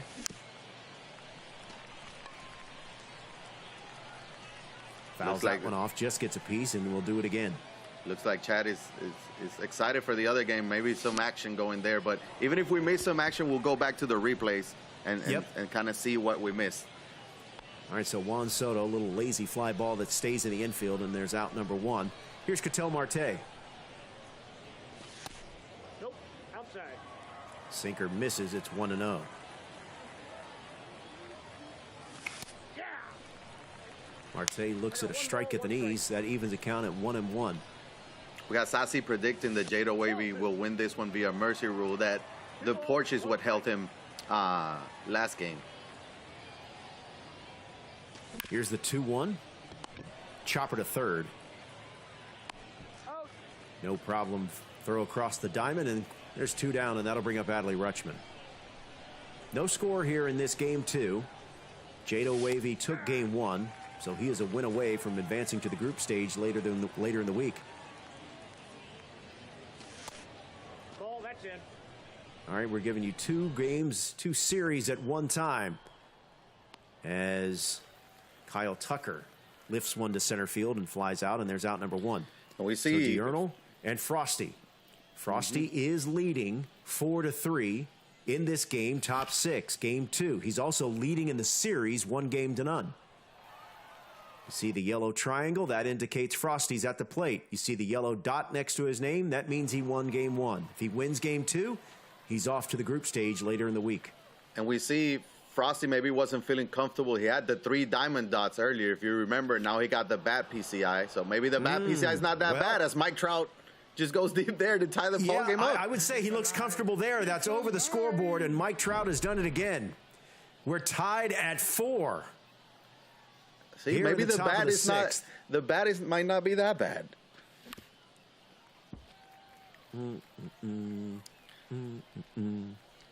And this game is heading kind of like the game one, right? It was a little bit of a back and forth. It was tied at 3 as Acuna smokes one. That's going to down. Jr. making a bid for extra bases. Off the base of the wall, it's a stand-up double for Ronald Acuna Jr.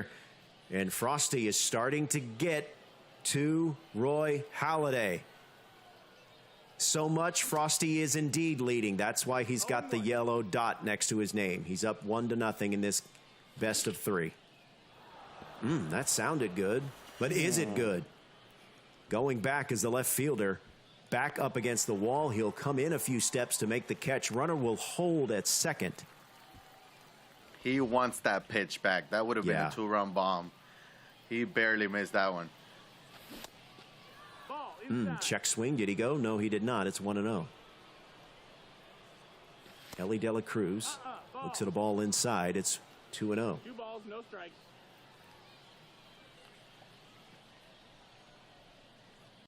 Here's the 2-0. Pretty effective game from Roy Halladay. Just a little late. Yeah, effective game from Roy Halladay. Only 48 pitches now. 2-2. And we're here in the top of the 6th, so not too bad. De La Cruz putting together a good AB here. Gets a piece of that. We'll do it again. Lifts a fly ball to right field. Acuna is there, and that retires the side. But Mike Trout went deep. Ronald Acuna Jr. left stranded. He was aboard thanks to a 2-out double. But we're tied at 4. Again, very similar to game 1. It was back and forth, tied at 3. Now this one was a little bit back and forth, now tied at 4. Frosty was able to kind of run away a little bit later in the innings in game 1. So we'll see if he does it again. Series over. All right, we are in a pause scenario there on the right-hand portion of the screen. However, still no score in the 3rd inning here between Jado Wavy and I'm sorry, I'm looking at the bracket here. All right, so still no score between Squidward and Jado Wavy here in game 2. Jado Wavy won game 1, trying to advance to the group stage with a win here in game 2. Dustin May. The pitch count is starting to be a little bit more manageable, and I didn't think we'd get there after he threw so many pitches in the 1st inning. Yeah, he had a quick 2nd inning, right? A little bit faster. I think he threw like close to 30 pitches in the 1st inning. Yep. And under 20 in the 2nd inning, which is not too bad. Still scoreless, which is what's kind of like what's important. I'm sure he'll take 4 or 5 innings from Dustin May here. So, and then go into the pen. He's trying to finish the game. You know, he's trying to finish the series here. Doesn't want to go to game 3, Jada Wade. Oh, for sure. Squidward's got the top of the order with Mookie Betts, who's 0 for 1. Fouls that one back, and it's 2-2. 3 balls, 2 strikes. That slurve misses wide, and the count goes full. Here's the payoff pitch from May. Mookie Betts reaches and lifts a fly ball to shallow left. De La Cruz comes from his shortstop position to make the catch, and there's 2 down. And you can see, like, it feels like Squidward still doesn't feel comfortable facing Dustin May. Even though he's having longer at-bats, he's still not able to square the pitches up just yet. Julio Rodriguez is 0 for 1. Fouls that one back. That's a fastball at 101. Yep. And don't forget about the sinker and the cutter and the slurve. The sinker on Legend. Good luck. Yes. All right, here's the 1-2. Good contact there, but couldn't keep it fair, so we'll do it again. He's fighting. He keeps trying to get him to chase on that pitch low and away. But so far, Julio has been up to the task. Another 1-2. Fly ball. Left field. Playable for the left fielder, Jose Ramirez, and that retires aside. We go to the bottom of the 3rd. Still no score in this game 2. I'll bring up Cody Bellinger. Yeah, we were talking about... Talk about efficiency. Look at Roy Halladay. 17 pitches through 2 innings. I was about to say the same thing. We're talking about Dustin May having 50 pitches through 2 innings and Roy Halladay 17 through 2. And that's the difference in control, too, right? I mean, everything's a dot, it feels like, from the dock. Cody Bellinger, 1-1 count. Late on that fastball and sends it foul. Zazzy 28 holding the chat down. How you doing, Zazzy? Good to see you. Thanks for checking in. Cody Bellinger, lazy fly ball. Right fielder on the run, and he'll make the catch. And there's one away here in the bottom of the 3rd. This is game 2. You see lower right-hand corner, you see that yellow dot next to Jado Wavy's name. That means he won game 1. That yellow triangle means he's batting. Hi, Phil. How you doing, man? Good to see you. Thanks for checking in. Ellie De La Cruz working against Roy Halladay. Pitch count very, very manageable right now. Just his 24th pitch. Misses outside. It's 2-0. Yeah, because of that, maybe now he can expand the zone a little bit, throw some more balls as he did there. That's going to be that's going to fall. Just foul. Oh, we doing bunt cheesing right now? That was a good swing. He's letting him know that was a good swing. In these circuit finals? Saying you got lucky that went foul. Is that what we're doing? As De La Cruz grounds out to end the inning. We're through 3 and still no score. Don't worry, we haven't lost track of the matchup between Diurnal and Frosty. Frosty with a chance to close that series out. In fact, here we go. So this game is already in the 7th inning, and Frosty is leading Yayo 6-4 in the 7th inning, batting with a chance to extend his lead. And this is a very dangerous situation, right? If you're Diurnal, you're down 1 in the series, down 2 runs here in the game. And you're struggling a little bit to hit, right? Which we're not used to seeing Diurnal scoring 3 runs in game 1. He has 4 through 6 innings. That's not going to be good enough, especially here at Shieldwoods, where we know the ball flies. But at the same time, that means the game's not over, right? Because he is the home team. He's going to hit last.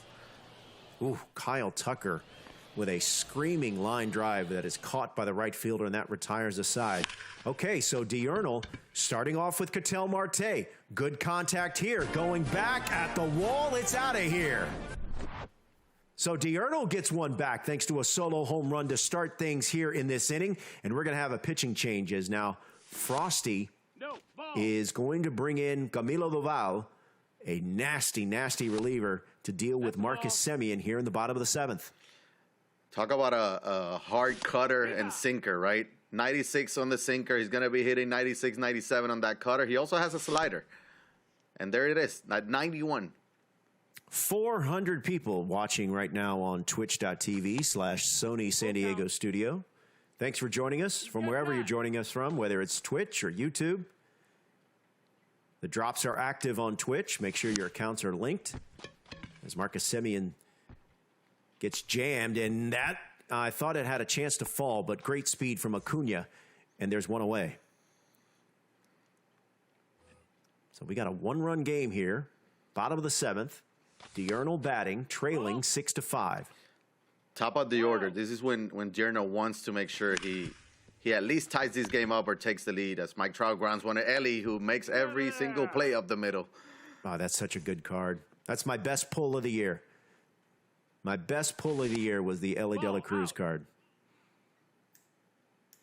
I jumped around and screamed like a 10-year-old. Did you keep it as well? Oh, I kept it. Yeah, you have to. Yeah, you have to. You have to keep it. Ooh, Jose Ramirez gets into one, but that's well foul. 1-2 count. 2 outs here in the bottom of the 7th. Frosty working with a 6-5 lead. Count is full. Here in the bottom of the 7th, Diurnal is at the plate. That's what that yellow triangle means. Chopper up the middle. Backhand stop by Camilo Doval, and that retires the side. But Ketel Marte gets into one, cuts the lead 2-1. We're going to the 8th. Yes. Gen A 16, yes, Minnesota Twins celebrating an AL Central Division title. I've got a hot take here, but I think this is the year the Twins win a playoff series. Ooh, it's time, right? They're due. Yeah, I mean, it's time. And plus, the Yankees aren't going to the playoffs, so they're good. Oh, you just made a lot of enemies on the chat with that comment. Shout out to the Yankee fans in the chat. Mike Trout sends one deep. It had home run distance, but he couldn't keep it fair. And if you're Frosty here, you know one run is just not enough, right? You want to extend this lead. You want to get some insurance runs because you know what Diurnal is capable. Even though he's put up 8 runs so far in the 2 games, but you know 1 run is not going to cut it. No, that's a good point because you can look at it. Here's a 1-2 count, 1-2 pitch rather, lifted to right center field. playable for Trout. Yeah, you have to ask yourself, is Diurnal going to only score 5 runs in this game? I don't think so. Right? Yeah, I think it's there's tough to more see it, in the tank for him. It's also, you know, he did put up 3 in the first game, and he has 5 through 7 innings, which is like, you don't expect that. You expect him to score 8 and 10 runs a game. So that also goes to show how good of a pitching performance Frosty's putting up there. Ball. All right, I'm understanding. I just got word in my ear. I believe we're going to have an update in that other series. Yes, let's go to that right now. Ronald Acuna Jr., a 3-run homer in the bottom of the 4th. And now it's a 3-0 game here. That's another game 2. So Jado with a 3-0 lead will go back to that game. But because we are in the later stages of this game 2, let's bring it full. And there's a hot shot up the middle. And it's a 2-out knock for Frosty here in the top of the 8th. And in the Jado game, right, that game was scoreless through 4 or in the 4th inning. So putting up that 3-run home run lets you breathe a little bit, right? You already won game 1. 3 runs feels a lot more than 3, I'm sure, at that point. Ellie De La Cruz, perfect line shot to right field. The runner at second will hold. You don't want to test Ronald Acuna Jr.'s arm. So a little 2-out rally here, Yayo. We've all been there, right? It's so tough to get out of these 2-out rallies, and Diurnal is in the middle of one, it feels like. So he's going to mow Mariano Rivera here to try to get out of this 2-out rally. Ooh, Jorge Soler. Good distance, couldn't keep it fair. It's down to the count 0-1. Runners at first and second. That's a big insurance run out there at second base, Yayo. Yeah, and at home plate, right? Jorge Soler, we know what he's capable of. You know the power. You remember what he did in Houston, right? He sent it to the train tax. So 125, 125. Be careful. Be very careful. Here's the 2-1 count. Oh, lazy fly ball. This is going to stay in the infield, and this is going to get him out of the inning. Big moment there for Diurnal to keep it a 6-5 game. We go to the bottom of the 8th, and he's got the heart of the order, 3, 4, and 5, and Ronald Acuna Jr. almost tied it, but it was well foul. And if you're Diurnal, you're feeling good that you kept it a 1-run ball game, right? But you know, maybe you've been struggling at the plate, but you can get out of it, right? 1 inning. We've seen it before where they put up 3, 4, 5 runs. Yeah, Zazzy's all over it in the chat. This is a big spot here, Yayo. He's got 3, 4, and 5, and it looks like Acuna Jr. has flied out to start the 8th, but you get the sense that this, if he's going to make a move, this is the right part of the order to do it. Yeah, and Camilo Doval is a tough pitcher to face, right? 20th pitch here. He can go the entire 8th inning right now, but you got to at least tie it. Hopefully you go into the 9th with some momentum there. But there's 2 quick outs after that strikeout there, and there's 2 away here in the bottom of the 8th. Adley Rutschman tasked with trying to extend this inning. Good swing. And there's a base knock, and it's a 2-out single for Adley Rutschman. And now the go-ahead run steps to the plate here for Diurnal in the bottom of the 8th in the form of Double X, Jimmy Fox, who's 0 for 3. Which means he's due, right? Sinker. He's going to be waiting for that sinker inside and try to turn on it. No, that missed. That's a ball. He knows at some point that sinker is coming, and watch out. He's going to try to turn on it. Oh, he went up and away, and that is going to retire the side. Wow. Flies out in foul ground, and we go to the 9th. Frosty with a chance to extend his lead, batting in the top of the 9th. He's ahead in the series, ahead in the game, and he's batting in the 9th.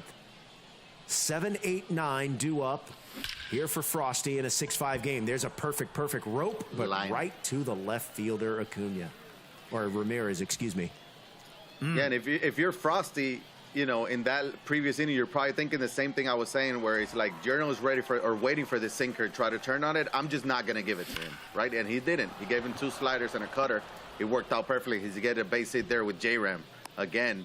But he knows he needs some insurance runs, and maybe 1 insurance run might not be enough. That's a great point. All right, Adley Rutschman 0 for 3. Runner at first. It's 0-1. Swing and a miss. It's 0-1. Strike 2. That's at the knees. It's 0-2. Ball. I love that pitch sequence there. 1-2. Down at the knees, and then down and in. Ball. Yeah. Ooh, sir. Could have gone either way. Just missed. 2-2 pitch. Ooh, sent foul. Big spot here for Giorno if he can escape without allowing a run. There's good battle here. We're going to do it again because he's fouled off 2 nasty pitches to extend this AB. Oh, got him. What a pitch, and there's 2 down. He probably Frozen saw cutter, pizza. right? Yep. Probably saw the cutter as Jimmy what a Fox. stop by the first baseman. Jimmy Fox steps on the bag, and that retires a side. And maybe that's what Diurnal needed, right? A little bit of luck there as far as like the defensive play from the first baseman saves an extra base hit. Hey, one swing ties it. Now Diurnal is down to his final 3 outs. He's got Ellie De La Cruz, 7, 8, and 9 due up here in the bottom of the 9th. Jose Alvarado out of the pen for Frosty. Chopper up the middle. Cruz, Fields, he better hurry. Got him. Out number 1 here in the 9th.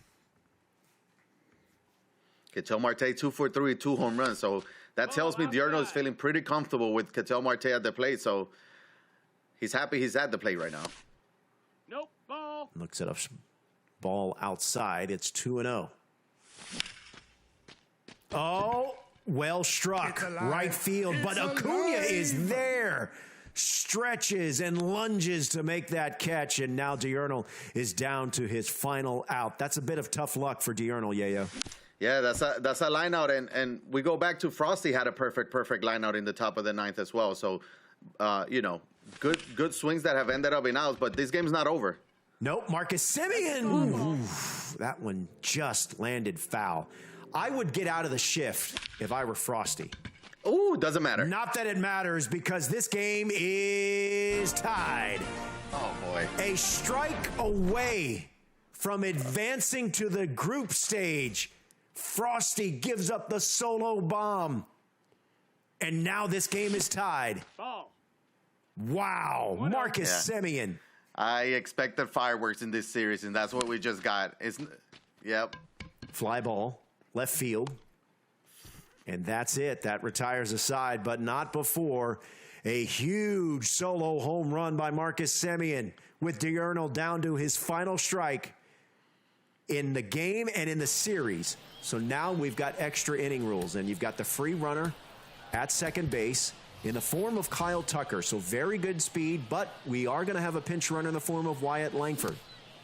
Kenley Jansen facing Mike Trout, who's 2 for 4. Camilo Doval, sticking with Camilo Doval. He has 3 righties.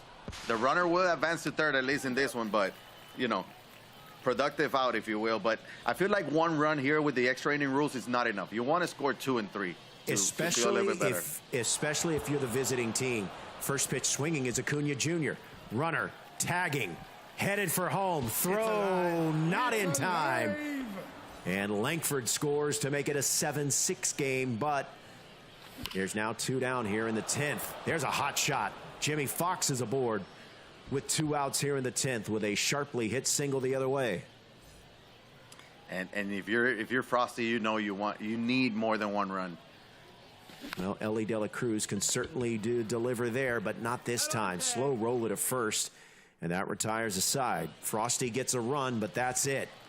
So now the winning run at the plate in the form of Jose Ramirez facing Javier Assad. You get the free runner at second.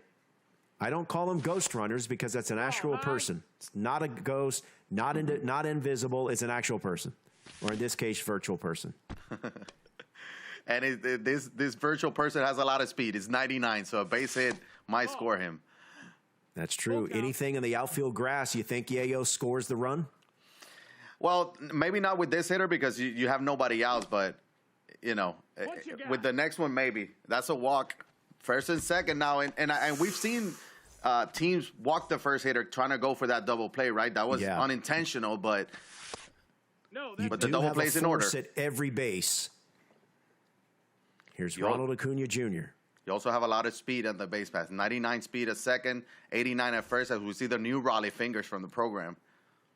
He's trying to see him. Probably never face him this year, so he's looking at it. That's a great point. I like this is a good move here by Frosty, using one of the new cards that, as you said, maybe his opponents won't be as familiar with as, say, some of the other ones that have been used. Yeah, and the hits per nines and clutch, it wasn't 125, but Raleigh has that three-quarter delivery, sinker, slider, fork kind of guy. It's very tough to hit, especially if you haven't seen him in a while. Count it, even at 2-2. All right, big moment here. Full count. No one out. Payoff pitch. Got him. A dirty, nasty, filthy front door slider for a big out number one. Wow, what a pitch. Nothing he could have done with that pitch, right? I mean, he froze me, and I'm not even holding a controller. 0-2. Boy, the stones it took to deliver that pitch. Wow. All right, so Kyle Tucker at the plate. That's a ball. Looks at a ball outside. It's 1-2. He still has Brad, a chance. that's also a good nickname, the Manford Man. That's a ball. Blinded by the light. Good call. 2-2. Count even at 2-2.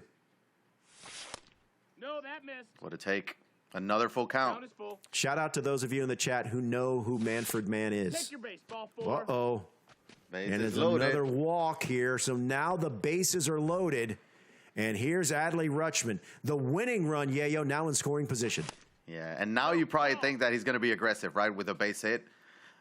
89 speed is still decent there at second. Oh, that ball was sent foul. We have an update from Zazzy. Jado is leading his game 7-0. Funky soul, you game get 3. it. Blinded by the light. Here's the 2-1. Okay, now he's got to come see him. Yeah. 3-1 pitch from Raleigh Fingers. And perfect. 1 run will score. It's a base hit to left. And the runner at third will hold. So we're tied at 7. But that winning run 90 feet away and less than 2 outs. And it's a smart no-send there because that ball was hit way too hard, shallow left field. He was going to be thrown out at home plate. As you will see, that Raisel Iglesias max out hits and clutch per 9 here for him. But he got Jimmy Fox 0-for-4. We talked about his due, right? He was due last at bat. He's due now with the chance at walking this off and forcing game 3. All right, so Jimmy Fox facing Raisel Iglesias, and that is sent foul, but he was all over it very early on the fastball up and in. 0-2 pitch. This could be 2. Ellie De La Cruz steps on second, throw over to first in time, and he's out of the inning, but not before Diurnal gets the equalizer, and we go to the 11th. Ooh, how are you feeling if you're Diurnal after that, right? You had the bases loaded, 1 out, you had a chance at ending it. You're feeling relieved that you're playing another inning, but disappointed you didn't get more. Jorge Soler lifts one to deep right field. De La Cruz will tag and head to third. Oh, boy, this is what we talked about earlier, the update. It's now a 7-0 lead. Trevor Story. For Jado. He got the 3-run homer. It's another Trevor Story home run, man. He's killing it with that card. And that was 494 feet. I'm not sure if you saw it. 494. Boy. It's different. We've got a 7-7 game here. Diurnal, who is in the field, needs this game to extend the series. If Frosty wins, he moves on to Thursday's group stage. This is Austin Riley. High fly ball. The center fielder will just turn and watch it fly. It's alive. Austin Riley goes deep. It's 9-7. And there's that Austin Riley that I mentioned earlier from Frosty, how he had some clutch moments yesterday. He has another one today. So 9-7 game here, as now Jose Ramirez faces Javier Assad. Nope, that's in. Wow. And we go back to the Diurnal inning, right? It's not over, obviously. He's going to have at least a time run right now if he stays like this, but he had a chance at winning it, and he ended up hitting a double play. Well, I don't know if it's going to be a 2-run deficit, although this one may hang up for Ramirez. Off the wall. It's off the wall. Inside Acuna, the Parker? Did he misjudge it a little bit? He's rounding third and headed for home. It's an inside the park home run for Jose Ramirez. Wow, and that's an interesting one because sometimes you can tell as the fielder that ball's going to be off the wall, so you try to play off the wall. It's almost as if Acuna wasn't locked on to the ball in one way or the other, yeah? Man, but he didn't try to jump either, right? Yeah. So he wasn't going to be able to make a play. So at that point, I feel like it's better if you try to just play off the wall, play it off the bounce, and it's a triple maybe, but not an inside the park home run. That can be a huge run, and it is too. Definitely a huge run because now it's a 4-run deficit. Diurnal still has, or Frosty is still 3 defensive outs away from closing this one out, but he has to feel certainly much better than he was a few moments ago. And he saw his 1-run lead evaporate in the 10th, but now in the 11th, he has rallied with 3 runs of his own, and he's not done, Yayo. I mean, he's not. He got the top of the order now. Adley with a base hit. He got that Wyatt Langford that we talked about. Thinking about bringing Carlos Delgado. He won't, but he feels comfortable with him, right? He has him P5. We talked about that, over 400, that batting average. So very dangerous spot here for Giorno as he faces elimination. So as you see Wyatt Langford, and as Yayo mentioned, that ball is sent foul, not a card that you see a lot in this event, but he obviously has some comfort with him. For you guys in the chat, what's a card that maybe you're one of only a few people that feels really comfortable and you rake with one card? Put something in the chat. Give us some ideas. Ball. As Wyatt Langford looks at a ball outside, it's 2-2. And I know for me, I think about, and I've mentioned it before, that Carlos Delgado card, his swing, I love it, but it's not that not many people use it, but it's just because he's a first baseman, right? At first base, it's usually so just damn with so many options you have at first base, right? Yeah. Hexy says 91 Brandon Lau. Good call. Ha-Sung Kim. I see you, STW. Whit Merrifield for Zazzy. That player of the month, Merrifield, I think he has 125 that's power. going down the line. The runner was on the move, and he's going to send him. Ball rolls into the corner, and it's another run for Frosty here in the top of the 11th. That was perfect send there. Trying to stay out of the double play. Execution. It worked out perfectly there for Frosty. Yeah, we're going to have a pitching change. It's Kendall Graveman. All right, as you can see, we're staying with that game in the right. In the left-hand portion of your screen, you've got Jado Wavy against Squidward. And a nice diving stop by the first baseman. But Jado Wavy is out to a big 7-0 lead. Only 2 hits for his opponent through 7 innings. All right, let's go back to this game. As Frosty working and batting in the top of the 11th. He has an 11-7 lead and a runner at second. Ball 4, runner take your base. And he's 3 defensive outs away from closing this series out. And it just feels like Giorno just cannot get out of this inning. He's trying to find it. Obviously, a double play gets him out. He's already down 4. Acuna up at the plate now. And that might go. High. D. That might go. It is out of here. Yep. Ronald Acuna Jr. It's a 3-run homer. It's a 7-run inning for Frosty. And he looks like he is on his way to heading to the group stage. And there's 2 down. And that was even what his outs are loud. I mean, the out was a better swing than the home run, right? That was a Shieldwood special. This is a Ellie De La Cruz special. With everybody saying Lee De La Cruz. Yeah, let me talk to you. I mean, he just locked in here in the top of the 11th, putting up some good at-bats and then followed by some good swings just to extend it to 8.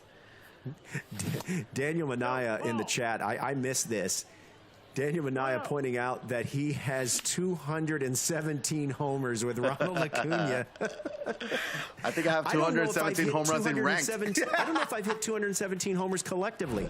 Yep. Wow. Same here. All right, that retires aside. Clearly, if you're diurnal, you need traffic. You need traffic on the base path, and that's not going to help as Ellie De La Cruz pops up for out number 1. And you had to keep calm, right? Swinging the first pitch might not be the best, but the best approach. But you are staring at an 8-run deficit there, and you do need base runners, but you also need some good swings to get those base runners in, and that wasn't it. Yeah. All right, so this is Ketel Marte. He's 2 for 4. I believe didn't Marte tie the game with a home run? Ball. I think he did. I think he did in the 9th, right? Yep. Oh, here's a chopper to first. First baseman will step on the bag, and now Diurnal is down to his final out. for this game, but also the series as well, as Marcus Semien. It was actually Marcus Semien that had the home run. It was Marcus Semien, you're right. It was Marcus Semien. Thank you, Marine 7041, for keeping me honest. It was Marcus Semien who tied the game at in the ninth inning with a solo home run when Diurnal was down to his final out and final strike. But no such luck here. That's it. Frosty advances thanks to a 15-7 win in Game 2. So he will move on to the group stage on Thursday. So that game is complete. Let's go full here for the Jado Wavy Squidward matchup here. Jado is batting in the bottom of the eighth. He's got a 7-1 lead. And right now, Yayo, it looks like he is also going to be advancing into Thursday's group stage. Yeah, 3 outs away from advancing to Thursday. And, you know, Jado Wavy, we talked about him earlier, how he's a very good player, right? We saw him put up 11 runs at the port. Now he's up 6 here. So he's a very tough out. He's a very tough out, but also the pitching has helped. Holding an opponent to 1 run at Laughing Mountain is still very, very good. Same with Frosty's pitching performance. And holding, you know, somebody like Diurnal to 10 runs in 2 games is a tough thing to do. All right, so we go to the ninth as Jado Wavy tries to extend his 7-1 lead here. Julio Rodriguez facing Rob Nen. That ball lifted to center field. Playable for Trout. Cruz, are these the only 2? No, Cruz, we have 2 more series that have yet to be played. 1 series is done. This series is on the verge of being done, but Yayo, we still have 2 other best of 3 yet to go today. Yes, sir, and we got some big-time matchups there. We're going to have Alex K against Tappy, 2 well-known players around the community because they're both very good. So we've had some fireworks there late by Diurnal, and I expect some more fireworks in the later games as well. Now, Yayo, I know nearly everyone in the chat is just as good as these players, but there's a chopper to third. But for those of us that aren't, what can we learn from players like this? That's it. That's the game. Jado advances thanks to a 7-1 win, or thanks to a win in Game 2. So what about that? How about 2 series sweeps?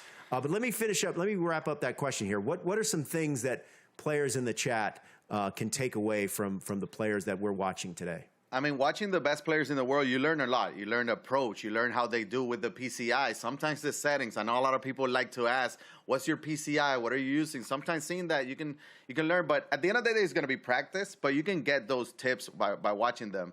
And, I mean, you see it there. Obviously, it's easier said than done. We see the PCI placement is extremely impressive.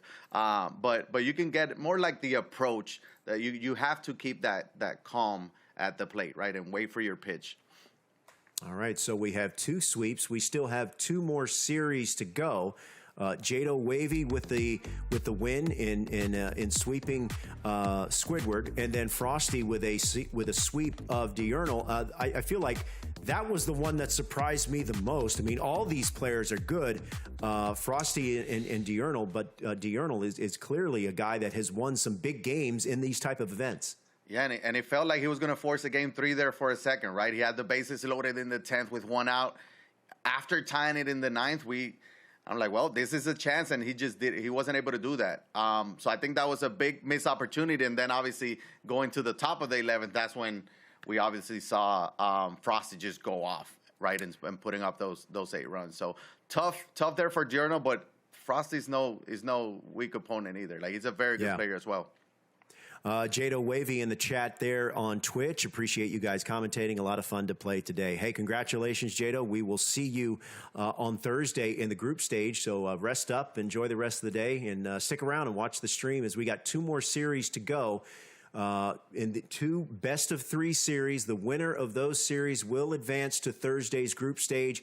We will be bringing you that on stream on Thursday right here on Twitch and on YouTube later in the week. Also, we should remind you that your Twitch drops are active. Make sure your account is connected as the Twitch drops are active, and you can get those packs for free. Everyone loves free stuff.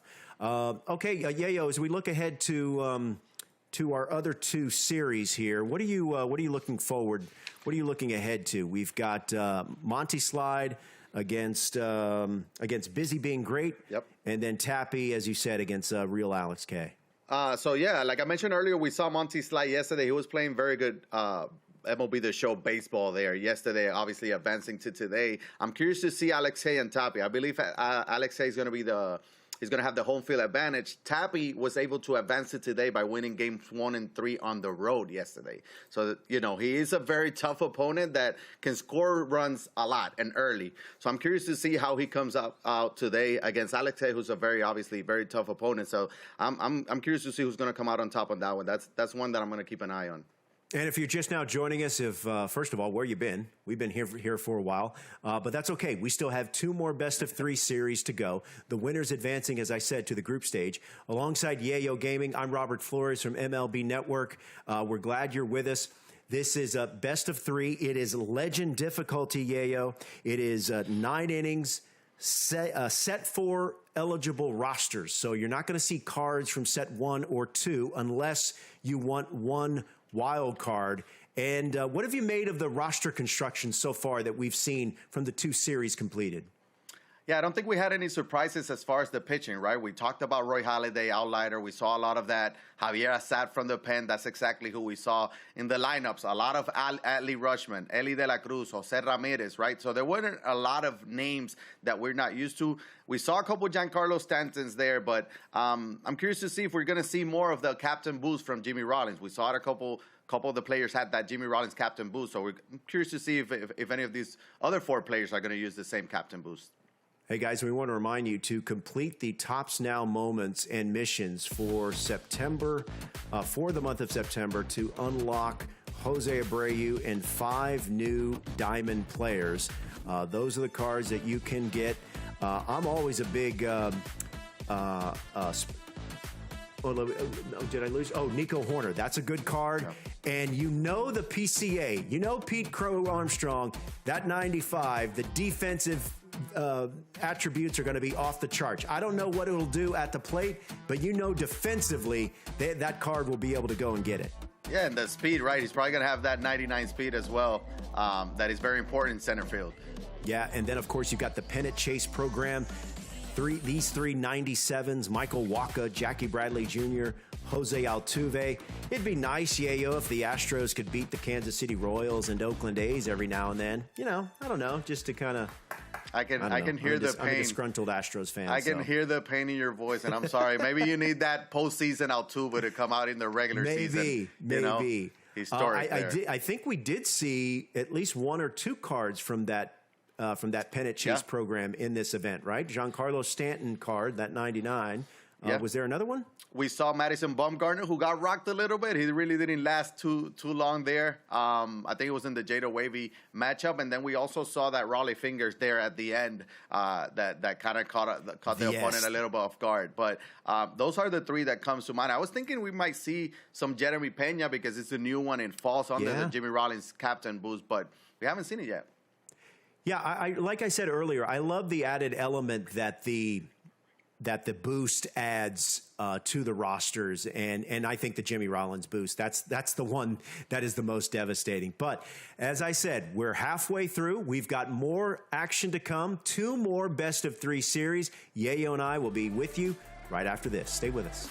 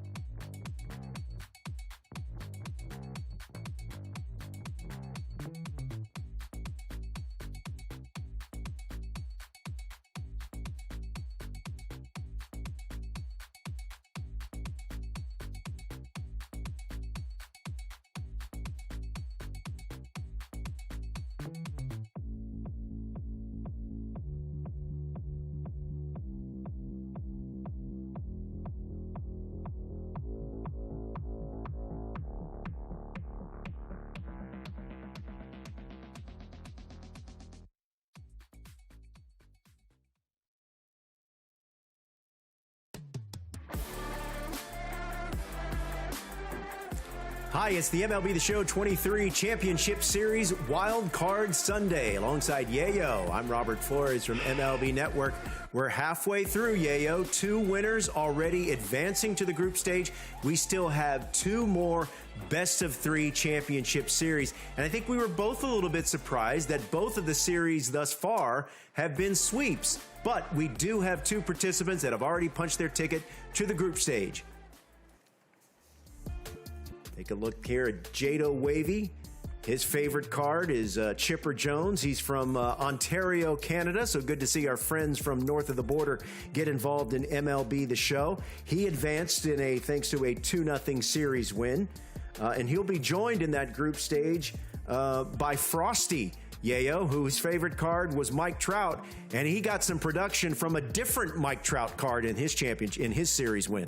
Right, all Mike Trout cards are great, right? It doesn't matter which one it is. Even live series Mike Trout, you know he's going to come out and deliver. But you also see it's so young, right? 19 and 20 years old. We're past our prime. That's why we're struggling at All-Star Hall of Fame, and they're so locked in at Legend. But it is what it is. It's good to see them. We saw that Chipper Jones. I think that's the one we talked about. He used him as a wild card, right? Pinch hitting for Cal Ripken. So no wonder it's his favorite card. Of course, you're going to use a wild card in that. Yeah, Frosty representing the good folks from the state of Iowa. And as you said, it's a young man's game. Those young man reflexes are sometimes tough to deal with. But congratulations to both of them.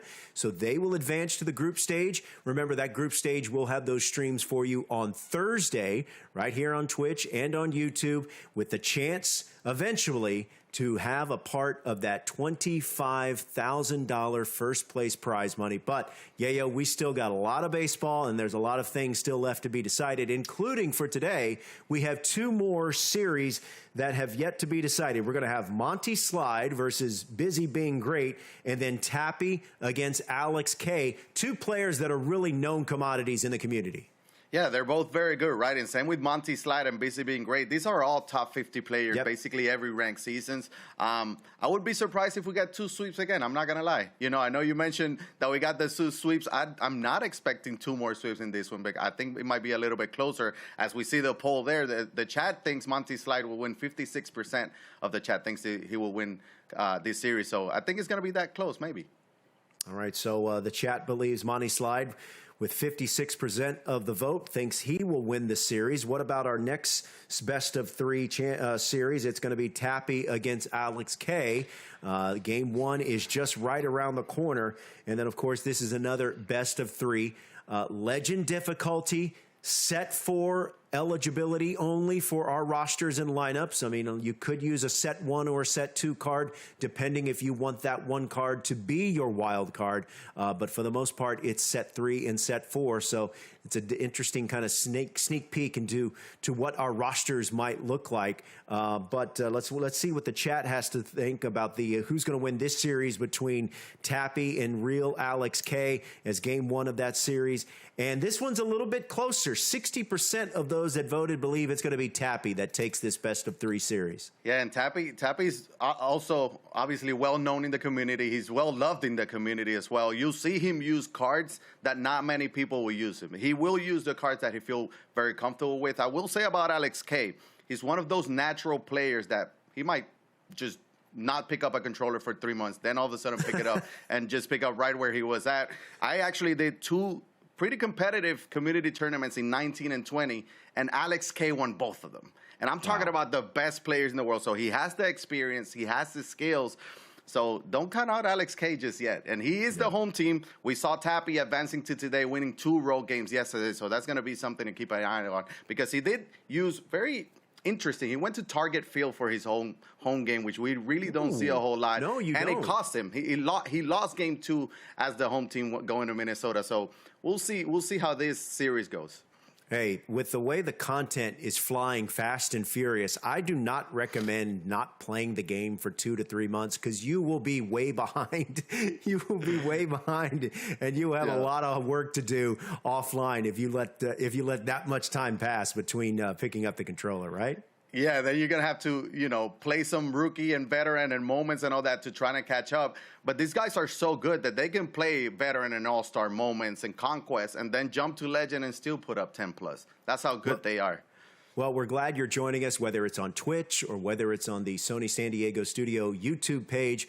Alongside Yayo, I'm Robert Flores. We're glad you're here. Make sure that your account is connected because drops are active.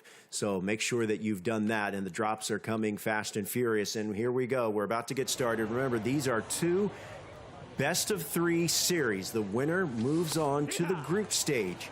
So on your left, who do we got here? All right, on your right, you've got Tappy against Real Alex K. And then on the left-hand portion of the screen, it's Monty Slide versus Busy Being Great. Yeah, and we know Tappy's a well-known Nats fan, so he's going to be rocking his Nationals uniforms. And here we got Monty Slide against Busy Being Great. So Monty Slide is going to be the road team in Game 1. And he's facing Doc Holliday. Again, we saw a lot of Roy Halladay in the first couple games, and we're back on the same thing. Yeah, as you see lower right-hand corner of your screen, that yellow triangle indicates, in this case, that Monty Slide is at the plate. Busy Being Great is the home team. And once we get further into the series, as that ball is sent foul, the yellow dot will indicate the status of the series. So say, for instance, Busy Being Great wins Game 1, as that ball is also sent foul. If Busy Being Great wins Game 1, he'll have a yellow dot next to his name as we begin Game 2. But just getting started in this best-of-3 series. No score, 2-2 count to Mike Trout. Monty Slide's only batting .487 with Mike Trout. That seems good. Oh, he's almost batting. I mean, he goes for about 500,000. He's almost hitting 500 with the card, so it makes sense. Well, he does fly out in foul ground, and there's 2 away, and that'll bring up Ronald Acuna Jr. This is the card we've seen throughout the tournament, used quite frequently, Yayo. Yeah, and he's come. I mean, we've seen a lot of home runs from this card as well. He's playing usually right field, and this Shieldwood Park has a pretty big right field portion there, which we saw inside the park home run earlier. Because of that, the tall wall as well helped out a bit as well. But Ronald Acuna, again, 5'2" players, putting up a historic year in real life, right? We see the first time ever somebody having the 40-50 year, a 40-60 year as well. And he's special in MLB The Show as well. Yeah, I think he's is he a stolen base away from a 40-70 season? Do I have that right? Yeah, I think he was 1 or 2 stolen bases away. We can check on that real quick. The chat will probably tell us even faster than we can find out, but he's very impressive. Yep. What a season. Just an unbelievable, breathtaking athlete to watch. Meantime, payoff pitch from Halladay. 68 stolen bases is what I got. 68 stolen bases with basically a week to go. Wow. That's crazy. Another payoff pitch from Halladay. And we'll do it again. This is a good AB here from Ronald Acuna Jr. and Monty Slide here. Same thing that we saw in the first few games, right? Battling, fouling pitches off, waiting for the pitches that they want to destroy us. He got a sinker pretty much at the middle of the plate, and he was able to get that base hit. But that's what they're looking for. They're looking for specific pitches, and they're good enough to foul off the pitcher's pitches, right? Okay, so that is... that series is Game 1 is just underway. 2 outs here. Meantime, let's give you this one here. This is Alex K against Tappy. Alex is at the plate. He's got no one out. Runners at second and third. So clearly, this is an important moment early in this series, Yayo. Yeah. Broken bat, and that's a big out number 1. Yeah, so he put up a 1-2-3, I'm guessing, or at least a scoreless first against Tappy, and then put in the pressure immediately with 2 runners in scoring position there with the meat of the order coming up now, 3-4-5. Obviously, Mike Trout pops that one up, but Cal Tucker, who we've seen a lot as well this afternoon. All right, Kyle Tucker steps to the plate. We got 2 runners in scoring position with less than 2 down. That's chopped to first. This will get the runner home. Yeah, Tappy will obviously trade that out for the run. Tappy thought about going home, but and that eventually decided to get the sure out. But a run does come across. It's 1-0. Yeah, it was 94 speed running down the line to home. It was going to be a tough play, especially with the infield not playing in. And that's going to bring the second run in with an RBI single by Eli De La Cruz. But it was a smart play, right? Long game. You take the out, you trade the out for the run, and just live to see another day. Yeah, it seems like there's almost, as Jimmy Fox steps to the plate, check swing, but they say he went around. It's 0-1. And this should get him out of the inning. And, Yayo, it's almost like these players just try to limit damage. You're not going to shut out your opponent. These players are too good. But if you can hold them to single runs, maybe 2, 3 at the most, that's almost a win. Yeah, and I think, you know, we saw that in the Giorno Frosty game, right, where you're trying to limit the damage, and he wasn't able, Giorno wasn't able to limit the damage in the 11th inning by giving up 8 runs there, right? Frosty just started hitting everything hard, and he took advantage of that. But very interesting here from Alex K. He's pitching. He's using analog, right? We haven't seen analog before they changed the camera. We haven't seen analog in a while, so interesting there instead of the pinpoint. And interesting choice of PCI here by Tappy as well. Yeah, you see he's making some changes right now. What do you make of pinpoint or some of the other modes of pitching? Which do you prefer? What do you like? I like pinpoint. I think, you know, it took me a few days to get it down when it first came out, but now I feel comfortable with it. I feel like I have more control over the pitches. Obviously, I use analog. That was 103 by him. But I did use analog for a while, obviously before pinpoint, but I do think pinpoint is slightly better right now still. All right, so Tappy steps to the plate, 1 down here, and Rafi Devers gets into 1. High, deep, and off the wall. 1-out double for Rafael Devers. He missed a home run by just a few feet. Yeah, and we talked about Devers earlier, how good of a card he is, and you know, that was lefty off of John Donaldson. That's not easy. And we were also talking about Jeremy Pena. Yeah, this might be the new Jeremy Pena. This is the card that you thought we would see in this tournament. First time we're seeing it today. Yeah, and of course, Tappy. You know, I mentioned how he's not afraid to use cards that maybe not everybody uses. He just wants to use the cards that he feels comfortable with. So maybe he'd like this Pena. He wants to try him out. He's not afraid to try him out here in the tournament. As he the fake throw to first, and that allows the runner from second to go to third. Everyone's safe. Runners at the corners now for Tappy, and here's Adley Rutschman. And that can be huge. Let's see if he's able to take advantage of it. Good swing there by Adley. Going back as the center fielder. Can he make the play? No, it's over the wall. It's a ground rule double. A bit of a break there for Alex K there, because if that stays in the park, I think both runners score. Yeah, that saved the run for now, but only 1 out still, right? And we're talking about the same thing, but John Donaldson, again, 32 pitches. He's good at bats by Tappy here. They've seen John Donaldson quite a bit and putting up some good swings against him right now. Here's Austin Riley with a chance to tie this game at 2. He's behind in the count 1-2. Looks at a slider inside. That's a ball. Another slider misses. Evens a count at 2-2. And Austin Riley lifts one to center field. Is this going to be deep enough to score the run from third? We're going to find out. Trout settles underneath. Cutoff throw. And that allows the tying run to score. We're even up at 2. It's a sac fly, and we're knotted up at 2. And that'll bring up Giancarlo Stanton. And Tappy gave up 2 in the first, comes back in the top of the second, and get those 2 runs back just to tie it up just like that. Quick offense, too. And that one's fouled off. It's 1-2. That sounded good. It's fouled. Yeah. It was just late. And ask about my handshake in the chat, talking about how Kay, you know, maybe erred in not getting that out at first, and that eventually allowed that run to score. Inning is over, and we are going to the bottom of the second as Alex K, perfect, no doubt. Adley Rutschman puts Alex back on top, a solo homer. It's a 3-2 game here in the second inning. 473. Is that far? Is that seems far enough? That seems far. What a swing by Alex. Wow, hey, like man. I mentioned, he's just a natural, right? Like, that pitch is tough. It can be a little bit tough to get to some people because he's not in the corners. You don't have to slam it. You have to have control of your PCI, and he did perfect there. Now, here we see another Trevor Story who kind of stole the show in that first matchup that we had earlier. Yeah. Yep. I believe it was 3 home runs in the 2 games for Trevor Story. From Jado, yep. From Jado using the Trevor Story card. And Alex trying to get some. Ooh, look out. Pitcher wall. The carom to the shortstop is throws to the out in first in time, and there's one away. How is Roy Halladay still pitching? No medics needed, huh? No medics needed. That was 97 off the bat. He took one off the dome. My goodness. That's the Roy doc Halladay for you. is a hockey player.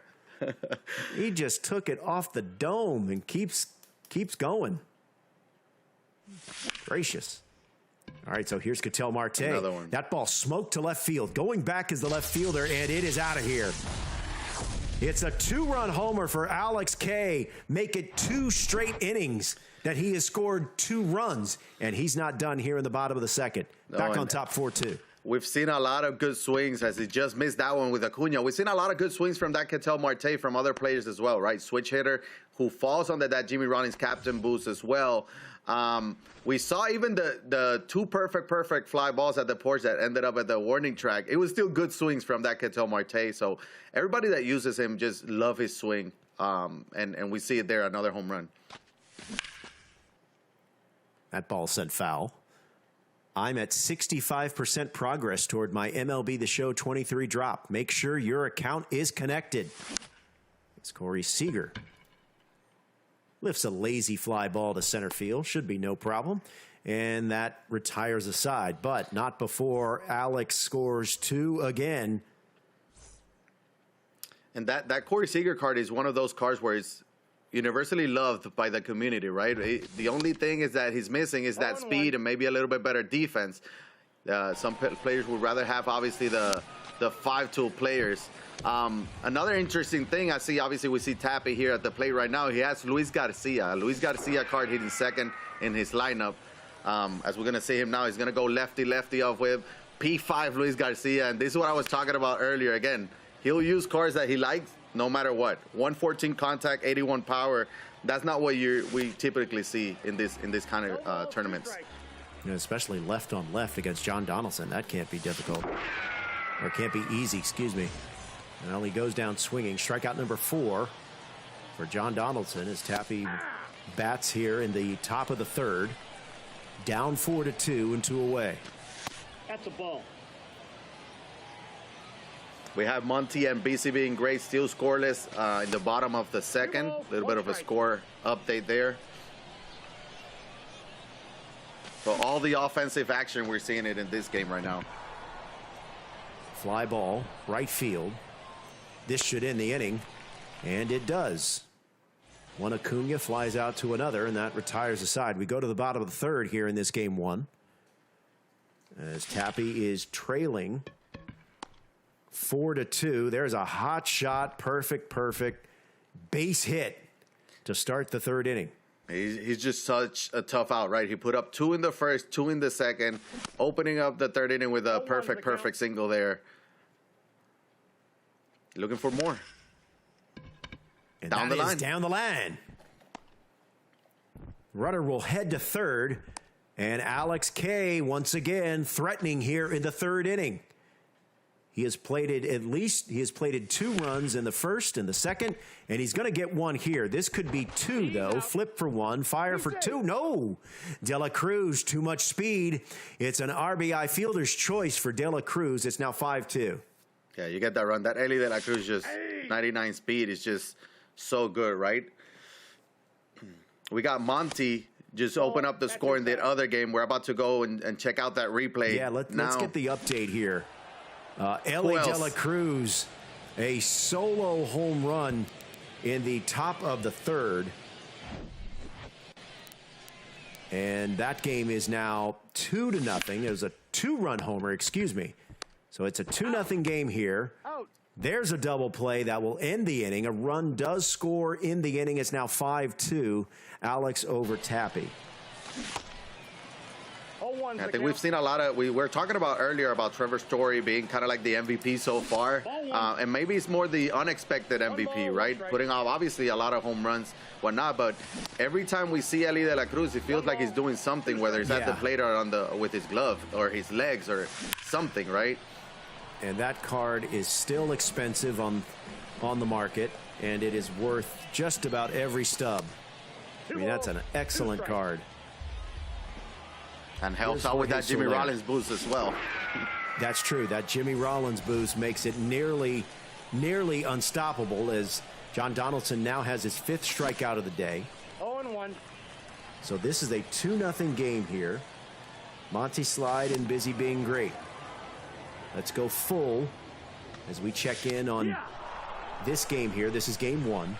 Busy being great is at the plate, batting, trailing 2-0 here in the bottom of the 3rd.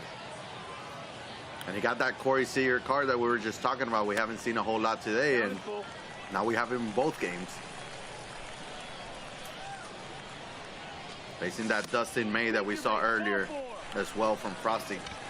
He walks Corey Seager there. And we talk about his control, right? Dustin May's control is what kind of can hurt him. Yeah. But it's also so tough to hit. Yeah, this is a card that brings a lot of velocity, a lot of heat, the cutting action, the sink. I mean, it's a lot to handle for hitters.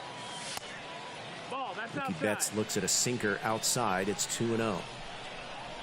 I think that's the key against Dustin May, right? If you're patient, you know he's going to throw some balls as well, so you can get ahead of the count and then hopefully wait for that pitch that you're actually looking to do some damage at. And we've seen that, right? Again, he has 43 pitches already here in the 3rd. Still nobody else. Maybe that's exactly why. Full count here. 3-2 pitch coming from Dustin May to Mookie Betts. Betts will lift one to shallow left center field. Trout is there, and there's one away. So this is game 1 of a best-of-3 series. Busy being great, as you can see, as indicated by that yellow triangle. That means he's at the plate. Monty Slide has a 2-0 lead. Mike Trout will lift one to shallow right field. Betts is there for out number 2. You usually don't see a lot of Mike Trout being late on inside sinkers, right? So it was very late on that. Pops it up to right field, shallow right. Because of that, he's usually early on those swings. He has such a fast swing that he can turn on those. But I guess he wasn't really fully ready on that sinker. Here's Jose Ramirez trying to extend the inning with 1 out in the with a runner at first and 2 down here in the bottom of the 3rd. That's also sent foul, and it's 1-2. Dustin May trying to get out of the 3rd inning, misses inside. It evens the count at 2-2. Interesting to see if the road team is going to be able to steal game 1 here in the Monty Busy being great matchup. We had 2 sweeps in our earlier wild card series. That's perfect, but snared by Cody Bellinger. Wow, that's got to be disappointing. Jeez. I think the ball found a glove. That's an atom ball for sure. All right, we're giving you the snapshot, briefly looking at the 2 series going on. Let's bring it back full here because we got Tappy now leading Alex K 6-5. So Alex K at the plate. This is what happened earlier. Austin Riley tied the game at 5 with a no-doubt home run. And I think we just got a home run here. Yes, we did. Story from who else? Trevor Story ties the game at 6 thanks to a solo homer in the 4th. So Alex K gets that run right back. I'm going to have to go get that Red Sox legend Trevor Story and just put him on my lineup. That's another thing. You were asking me, what can you learn from watching these players? Well, sometimes you learn about some cards. It's like, well, true. Trevor Story must be a must-have card there. Now, which Trevor Story card is that? Is that the Kaiju? There's a 99. I think it was, wasn't it World Series reward, I want to say? I want to double check on that as Ronald Acuna grounds out to end the inning. Not before Trevor Story. Man, this has been the Trevor Story day. We got ourselves a ball game here, tied at 6. Yes, we do. 0-1's the count. That's a ball. All right, Luis Garcia, 0 for 2.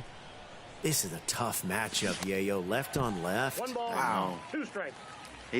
Tappy, I think part of what makes him good too is that he really has no fear, right? He doesn't fear anything, anybody. So lefty, Donaldson against Garcia, he really doesn't care. I remember watching him a couple years ago with Life Series Cesar Hernandez, like a silver, and he was hitting like 400 with him on Legend and ranked. As out of here, Marcus Semien, a 3-run homer. And now Monty Slide has opened up a 5-0 lead here in game 1. We've seen a lot of good moments as well from Marcus Semien, right? That's another card that we've seen produce for multiple players already. If you're busy being great, how much longer do you stick with Roy Halladay? You got to start thinking about the bullpen, right? Get them loose. He's trying to get out of this 4th inning, but you don't want to go down too much more. If you allow another base runner or two, a home run, you got to go to the pen. Obviously, Monty Slide is seeing him well. 65 pitches in 3+. It's just scary situation. Kyle Tucker smokes one to center field. Going back is Trout at the wall. He will make the catch for out number 1. Wes 811. This is on Legend difficulty. It's 9 innings. Set 4 card eligibility only. No set 1 or 2 players unless you want to activate one of those as a wild card. Here's Jose Ramirez, lazy fly ball to center. Trout will have a much easier time with this one, and he does, and there's 2 away. Interesting seeing Mookie Betts. I think this is the first time we've seen Mookie Betts hitting 9th, right? We've seen him 1st or 2nd at the top of the order because he's that good, but not this time. So Mookie Betts 0 for 1. Must be a nice card to have in the 9 spot, though. Wow. Right? Says a lot about the lineup. Yeah. Zazzy bringing up an interesting point in the chat where it's almost like real life postseason baseball where you have to have a quick hook. Yeah. Just because you can't afford to let things get away. Get away from you. Now, this is only game 1 of a best of 3. But just something to consider as that ground out will end the inning. But not before Monty Slide does some more damage. And the thing with that, 5-0. Yeah, when you look at a pitcher, you got the energy and the confidence, right? So energy is one thing, is how many more pitches it can go, but the confidence is probably even more important. So if the confidence is low, you're gonna see maybe not so great swings get rewarded because of the pitcher's confidence. So you got to be careful with that. Right-hand portion of your screen. Alex K has rallied and now leads 8-6 over Tappy. This game has been back and forth, 17 combined hits, and now we got a pitching change. It's Mariano Rivera. Did he go? At the wall? Yeah. Does he have room? Does he have room? Yes, he does. Wow. Now the runner will tag from thought about it, but he's going to hold the runner at second. Let's bring this game full. As once again, Alex K batting, leading 8-6. Make it 10-6. It's a 2-run homer for Adley Rutschman. That's close to 500 feet, no? 470 plus? 476 with an exit velo of what? 104 plus? Wow. That Adley Rutschman, probably the best catcher in the game. Switch hitting catcher like that with that good swing, power, contact. He does it all. I tell you, I love, with apologies to Adley Rutschman, I love any Jorge Posada card in this game. Both. Any Jorge Posada card. That ball is sent deep to right field. Betts is there, retires aside, but not before more damage is done. 10-6 now as we begin play in the 6th inning. Alex K leading Tappy. That might be the first time we've said down goes Trevor Story, right? With a fly out. 2 for 2 with Devers here.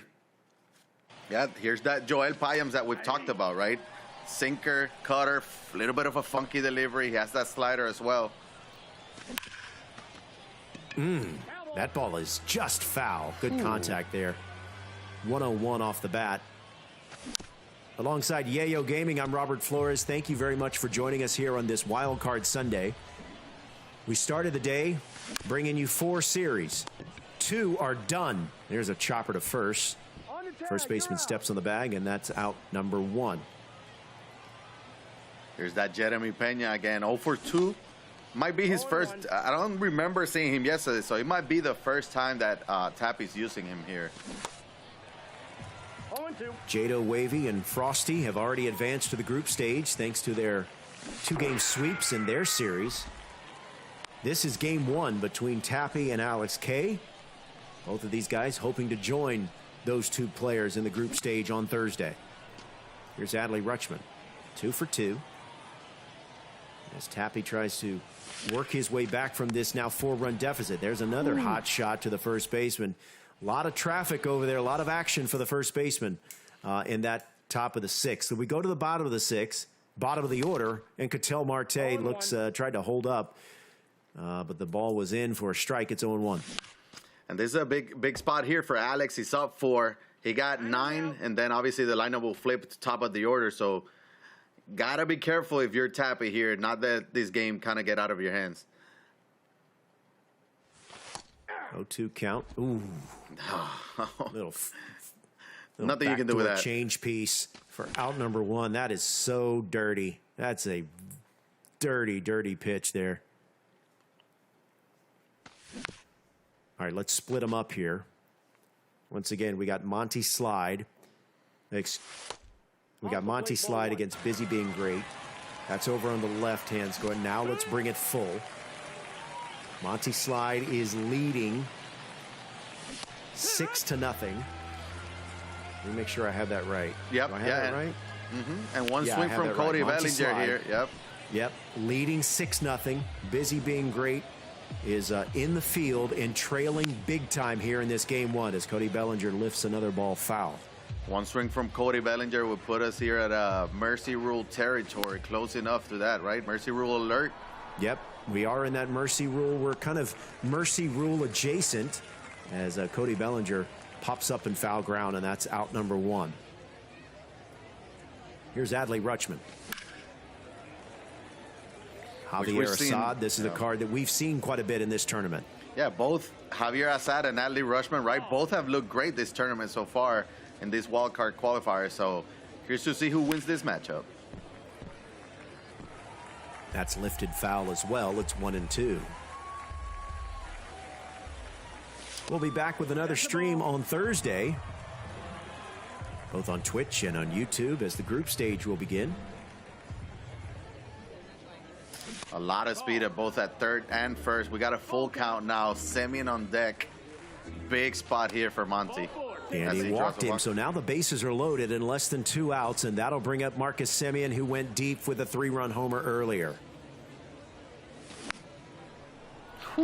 First pitch swinging, he almost got it. Look at the PCI, just late and just below. Ball. 1-1. Ball outside. Take there. And here's Javier Assad, where when he's going to miss for balls, is barely going to miss, right? It's going to be close to the strike zone as Semien hits one deep to center field. That has a chance of being a grand slam. Yeah. Off the catcher's, off the center fielder's glove. It's now a merry-go-round. 2 runs are in. They will hold the runner at third. It's a 2-run double for Marcus Semien. Trout nearly made a home run robbing catch. He saved that grand slam, right? We were talking about Mercy Rule alert. That would have been Mercy Rule alert. He's still alert, 8-0. A base hit would make it 10, or has a chance at making it 10, but I guess a good play from Mike Trout over there at center field, right? Bringing it back. You know what? I'm surprised he got that animation. Yeah, you don't see that one often. The ball was in his glove for at least a period of time, but obviously unable to squeeze it. And that is a sharply hit ball to right field. The runner from third will score easily. Semien will stop at third, and now that 10th run, Yayo, is now just 90 feet away. Yeah, with just 1 out, you got J-Ram again.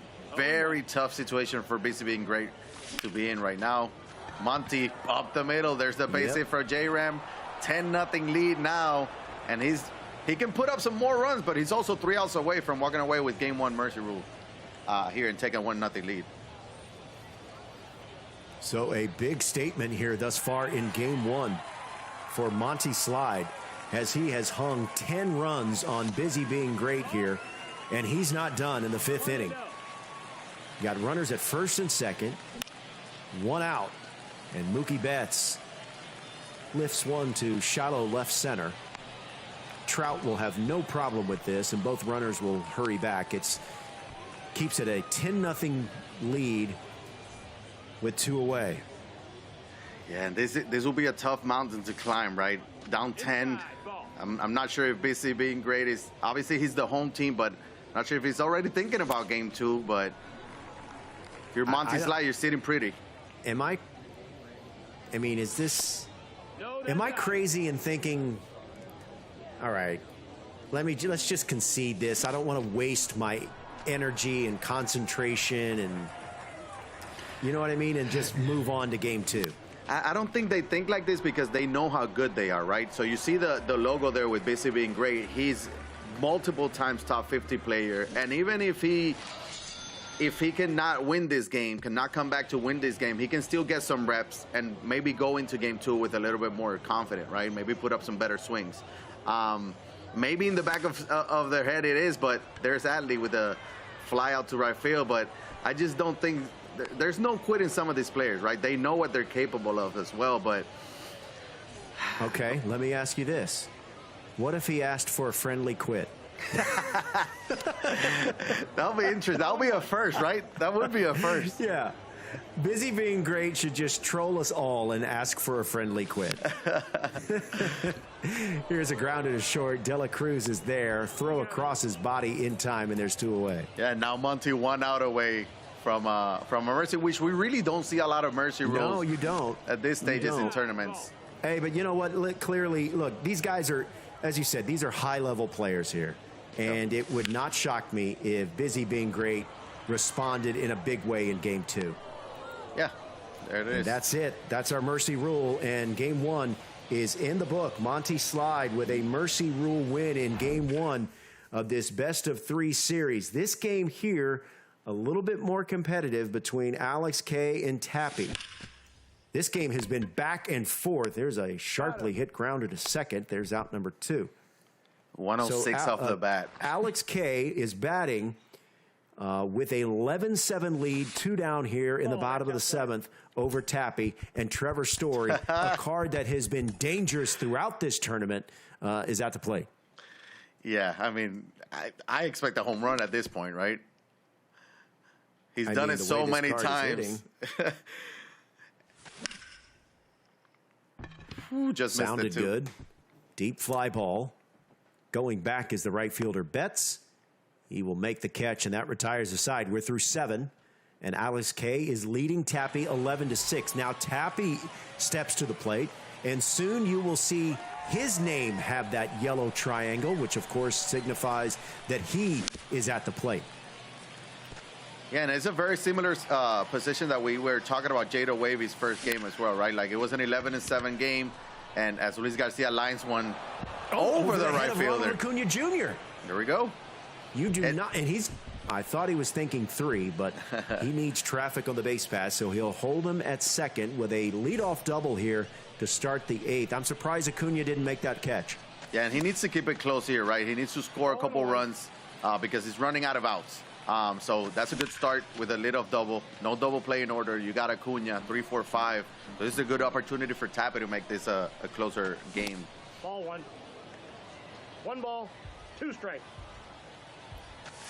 That's ball 2. All right, Ronald Acuna Jr. in a 2-2 count facing Camilo Doval. Full count. That misses wide, count run full. Jorge Soler on deck. Payoff pitch, and we'll do it again. Aqua OCN, Jesta Gaming, thanks for joining us here on Twitch. Grounded to second. The runner will advance to third, but there's one away, and in steps the cleanup hitter, Jorge Soler. Ball that's outside. Yeah, and you open up the inning with a double. Productive out there, but you need runs, right? You need more than that. So let's see if we can. I mean, Camilo Doval, we've seen it quite a bit. It's a tough pitcher to hit, right? With those sinker, cutter, slider, he's probably going to take the out here. He will through first, take the out for the run, and cuts that lead to 4. But you need more than that, because Alex is going to keep hitting. And now we're going to the bottom of the 8th. Alex K looking at some more insurance runs. So Tappy gets one back, but he's still down 11-7 as we go to the bottom of the 8th. Hey! 0-1. In steps Ketel Marte. It'll be 9-1-2 due up here for Alex K here in the bottom of the 8th. And Marte down in the count 0-2.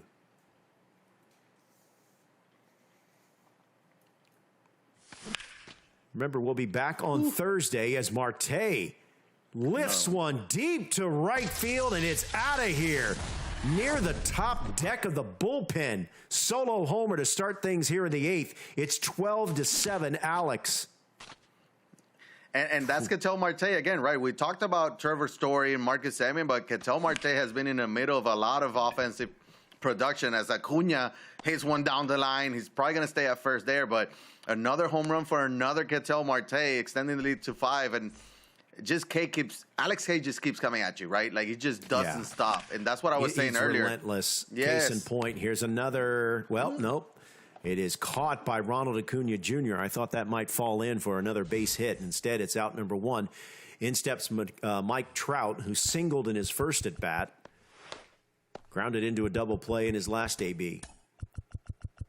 I mean, look at the hit disparity. 17-7 in favor of Alex K.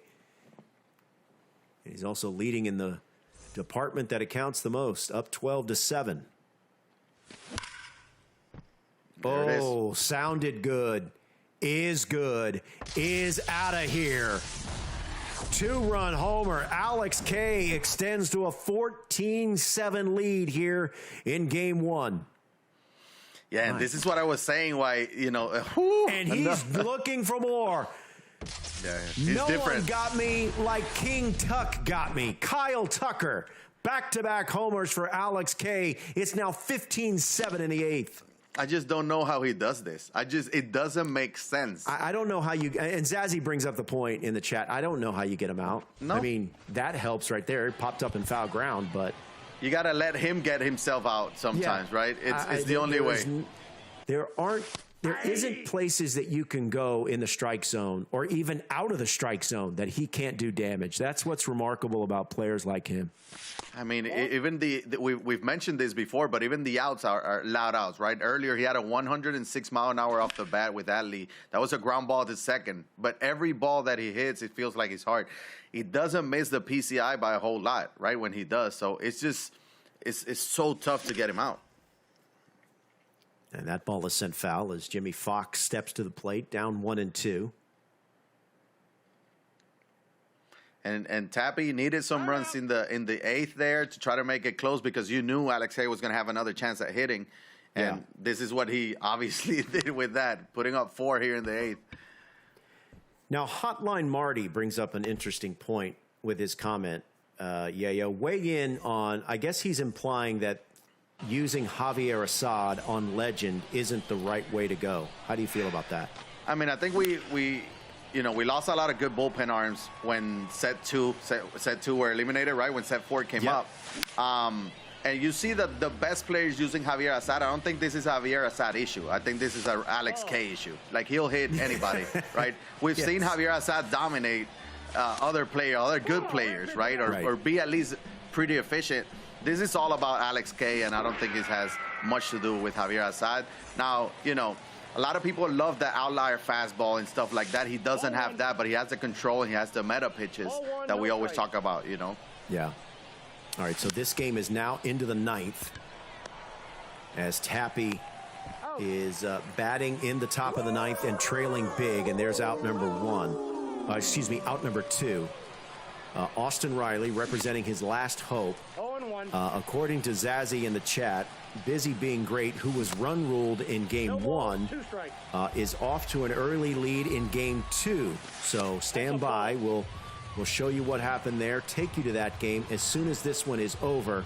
And it appears that the end is near here in game one. Oh, Ellie De La Cruz, dolphin dive, got him. Oh, no. Ooh. Oh, Jimmy Fox, you got a scoop, my man, one time. That They're yellow call throw. That a base hit? That Who's yellow doing throw. the scoring here? Who's doing the scoring? All right, so that delays the inevitable. Down to his last out, but what a play. Sometimes it's tough to hit that green throw when you made a diving play like that, right? So yellow throw, Jimmy Fox doesn't really bring a whole lot of defense at first. He's there for the bat, so you're going to see that from time to time. 2 strikes. All right, so this is Giancarlo Stanton. He smacks that one the other way.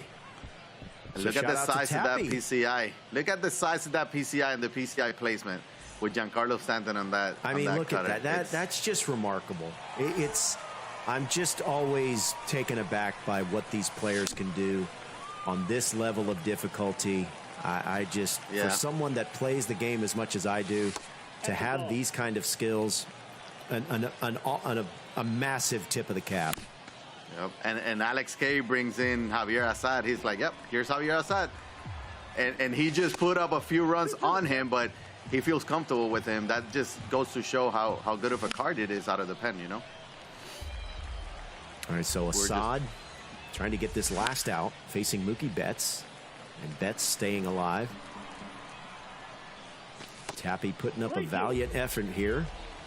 That's a take right there. Of a comeback, not great, but he's still battling. Runners off, and we'll do it again. Another payoff pitch. Runners at first and second on the move. Ooh, look at the movement on that sinker. Yep. Wow. Holy smokes. Oof. And this should do it. Lazy fly ball. Assad settles underneath, and that's it. That's a game one victory for Alex K. 15-7 over Tappy. And he now leads 1-0 in this best-of-3 series. Now let's bring it full here.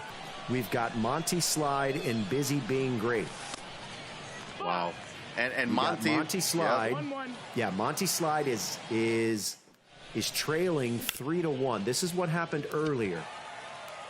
That was Marcus Semien at the plate. Al Leiter got the start. Well, let's just bring it full here. Kyle Tucker facing Al Leiter left on left. We have Monty Slide that just won game one via mercy rule and already gave up one in the top of the first and came back and scored 3. Now a perfect liner to first double. That one hurts. That one hurts. Let me tell you, there is not an animation that is more frustrating than that one right there. That one hurts. That one, yeah. The perfect line out to the first baseman, who then does the sweep tag to get the runner diving back to the bag. And there's absolutely nothing you can do as a base runner or hitter in that situation, smokes. You know? Man. Oh, that is a ball well struck, but right at the left fielder, Acuna. The game gives, the game takes, lining right? out to Acuna. There you go. He got the perfect double play. Then he came up to the plate and hit a line drive to left field. We'll call it even for now, I guess. This is Adley Rutschman. So Monty Slide is batting here in the top of the second. Busy Being Great leading 3-1, but trailing in the series 1-0. He's actually Busy Being Great. He's the road team now. He's hitting. So we see Monty Slide pitching. Yep. Okay. Yep. Thank you for catching me on that. Thank you. Yep. And you know, if you're Monty, you're feeling good. Even though you had that perfect double play, you put up 3 after a mercy rule. You hit a perfect. You're probably feeling very confident at the plate right now. So you know you're gonna get more chances at scoring some runs. We're at Shieldwoods as well. Expect a lot of runs. All right, so Busy Being Great at the plate, top of the second, 1 down, payoff pitch to Adley Rutschman.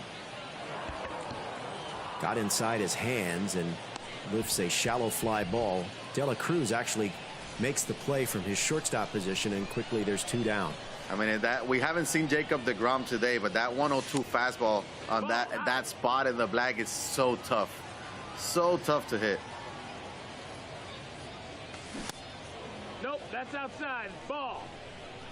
He also has a very hard slider. As you can see, 92 mile an hour. It's kind of like the closest thing to John Donaldson from the right side, right? That slider, it doesn't have the outlier slider, but but he does have a hard slider, which is almost like a cutter.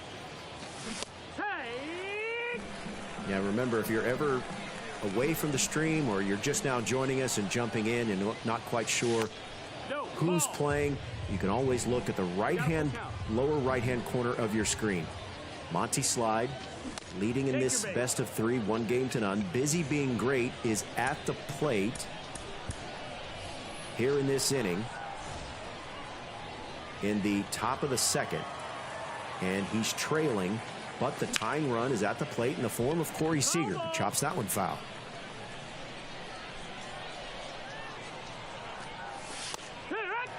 What do you make of the PCI pre-pitch movement here that we've seen? Yeah, it's a lot of movement, right? I like moving in myself just to make sure that I'm loose and try to avoid those kind of quick movements. But I'm just impressed at how fast they move it too, right? Sometimes I'm looking at these guys moving through the menus, and I'm like, wow, that was fast. I have no idea what he just did, you know? They're fast even on the menu, so quick reactions there. All right, so we've got a pinch hitter in the form of Jose Ramirez. Fouls that one back. It's 0-1. J-Ram. Yep, J-Ram just rammed that one over the wall in right field. And Ramirez extends to a 4-1 lead here in the bottom of the second. So this is a nice bounce back game here for Busy Being Great. It's actually Monty's the one that's the home team winning. Yeah, Monty's the one that's with the San Diego camo unis. He put up 10. He won 10-0. Well, I know that Monty stole that road game in game 1. Now he's the home team, and you know, again he's feeling good at the plate right now. Obviously, he put up 3, like I mentioned earlier, the perfect double play. He opens up the second with a home run. Even the foul ball start. Ellie De La Cruz. Look at that PCI. The PCI was all over the pitch just early on the swing timing. Yeah, he's definitely locked in right now. I tell you what, to be very early on Legend, that just sounds ridiculous. Sometimes you can't even do it knowing it's coming, right? And taking BP is still tough to turn on 102. That's Mike Trout. Mike Trout, no doubt. Get up, get out. It's now 5-1. Yo. What a swing. What a swing. What a beautiful, no doubt, home run animation from Mike Trout. He's so locked in right now. I think we've seen just about all of Al Leiter for this game. Yeah. Nope, he's going to stick with him. I mean, we're just in the second inning. But are you surprised he's not got the hook?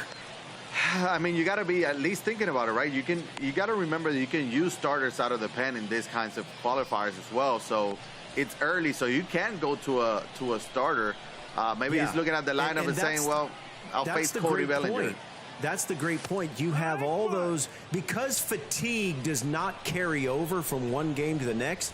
You've got a full bullpen as well as a full complement of rotation if you want to go that direction. Yeah, and this is, I mean, you need back-to-back wins to advance, right? You already lost game 1. You know, and you're down 5-1 here. Yeah, it's a very dangerous spot here for basically being great. But I'm guessing he saw Cody Bellinger. He's like, well, I'll do the lefty with Cody Bellinger. I see blue one to left field. That's going to fall in. And that's what I was talking about earlier with the confidence. I'm sure Al Leiter has very little confidence right now, and even an okay swing can be damaged. And you got Adley, which we've seen what he's capable of all day. Scary here. Ball. 1-0. And this might, another big inning from Monty, it might be the first time ever that we've seen back-to-back Mercy sweep, right? That's right. I don't think we've ever seen that. If you weren't with us, you had Monty with the run rule victory in game 1. And as I said earlier, it feels like we are run rule adjacent. If there's another base hit, the runner at third will hold. You've got excellent speed at second and third. And now Marcus Semien steps to the plate. It's a 5-1 game. And yeah, now he's going to go to the pen, and it's that 99 Corey Kluber. Who's a very good pitcher, right? Maybe not as good as what the one we saw. I think it was MLB The Show 20 or 21, but he's still very good, and he's looking to get out of trouble. He just needs to get one out. All right, so a 5-1 game. This is a crucial point of this game and this series. Monty Slide already up 1-0. Already leading now 5-1. Bases loaded, 3-1 count.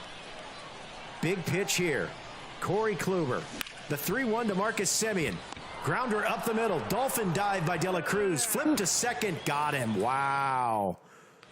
That's saved. Holy smokes. That saved 2 runs right there. Defensive play. That's clutch D right there. All right, so it's now still a 5-1 game as Monty Slide up 5-1 and looking to advance. Let's get you an update on our other series between Tappy and Alex K. We've got an update here. Oof. Alex K at it again. Yeah. Alex K. This was Mike Trout off Shohei Ohtani. Angel on angel crime there. And Alex K., who won game 1 15-7, Yayo, now leads early 2-0 in that game.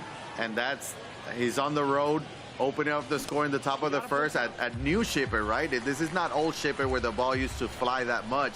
Now it's not it doesn't fly as much, and he still put up, I mean, perfect with Mike Trout. It's usually going to go and be a home run. Early lead there, and Tappy might be in trouble right now. Head Mod Louis says, too bad Trout didn't do that in the WBC. Oh, that hashtag too soon, Louis. Hashtag too soon.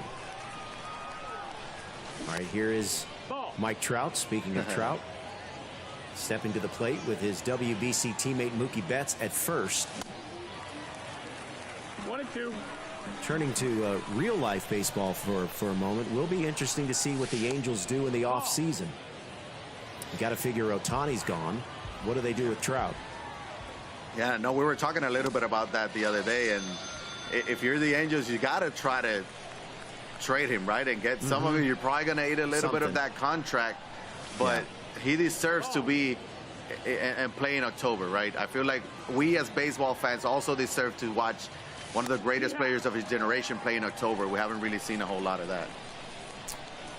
I've got 53% progress towards an MLB The Show 23 drop right now. Make sure your account is connected. Here's Jose Ramirez. Oh, that pitch up in the zone, and it's out of the yard. It's a 2-run homer for Jose Ramirez. And Monty Slide gets 2 runs back. I mean, that was a slider. You typically don't see sliders up in the zone like that. It wasn't a bad pitch. It was just a better swing. Yeah, Busy Being Great, excuse me, gets 2 runs back. It's now 5-3, top 3. Only 1 away as Ellie De La Cruz steps to the plate. I think the way Monty's swinging the bat, you're going to need a lot more than that. You're going to need a lot more of those if you're Busy Being Great. There's a chopper up the middle, and it's another hit. So that now helps. The tying run steps to the plate in the form of the cleanup hitter. In this 5-3 game, Kyle Tucker 0 for 1. We're talking about the averages, right? We see a 456 batting average. Monty Slide is probably looking at the bullpen right now, maybe thinking about bringing in a lefty. No, he'll bring in Big Red, but give him a different look, right? And I like what Monty's doing here as far as like treating this as a game 7. He doesn't want to go to a decisive game 3. So he's trying to limit the damage. He's like, well, you know what? 3 runs more than enough. Let's go to the pen. As you see, we're going to bring this series full. Alex K. Leading Tappy 2-1 through 2 as Tappy grounds out to end the inning. But I guess there was a big moment as Rafael Devers looked like that ball left the yard. And now Alex K. will send Trevor Story to the plate, leading 2-1 here in the top of the 3rd. And there's a grounder to short. And there's 1 away. Trevor Story getting out. That's That's the almost second an time. upset right there. Back to the top of the order. Here's Ronald Acuna Jr. There's Shohei Ohtani on for his third inning of work. And I think it's interesting. We haven't seen Ohtani, right? We've talked about Ohtani being one of the best cards in MLB The Show history because of what he does on the mound and the hitting attributes. But there's Alex Fly K ball, again. Left center field. Going back is Acuna leaping attempt. He can't make the catch as it bounces off the wall. It's a one-out double for Shohei Ohtani. Yeah, and you know, Ohtani, not a lot of people use Ohtani. A lot of people feel pretty comfortable seeing Ohtani. He does have outlier on the fastball and a cutter and all that, but I don't know. He's just one of those things where people feel comfortable facing him as he hangs one. Oh, perfect thunder. Corey Seager leaves the yard. And Alex K makes it a 4-1 lead here in Game 2 of this best of 3. It's such an impressive hitting performance by Alex K. Another perfect. It feels like everything he hits right now, it's perfect. You know, I'm not going to lie. I mean, you know, I'll throw up some perfects back to back, but it's against the CPU on rookie. Yeah, I mean, these guys are doing it at the highest of difficulty, and he's going to ground into a double play, and that ends the inning, but not before more damage as Alex K extends to a 4-1 lead on Tappy. Remember, as indicated by that yellow dot next to Alex K's name, that means he won Game 1 as he's leading in Game 2. Jeremy Pena lifted one towards the gap, but Mike Trout runs it down, and quickly there's one away. Yeah, that was just on the late side of good, right? We hear that often from creators and streamers. Late side of good, you want to be early on those inside pitches to be able to pull them with more exit velocity there. It's just a hair late. Nope, outside. As Austin Riley now stepping in the plate to face Roy Halladay, ahead in the count, 2-0. Bottom of the third. Tappy at the plate, but trailing in the game and in the series.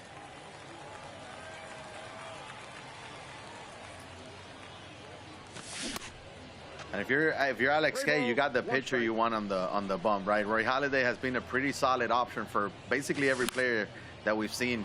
That control, he has that hard sinker and cutter. So you already have a 3-run lead on the road, but you have Roy Halladay. You probably feel pretty good if you're Alex K right now. Here's a grounder up the middle. Ellie De La Cruz tried to make a lunging attempt at it, but it's going to sneak past him for a one-out base hit. And we'll go to the top of the order in the form of Jorge Soler. Yeah, he was probably caught in between there if he should dive or not with Ellie De La Cruz. He chose not to, and that ended up being a base hit. 1-0. That's ball 2. It's now a 2-1 count as Halladay misses inside. 2 balls, 2 strikes. Boy, that sinker has so much movement coming at you at 95 miles per hour. That misses wide.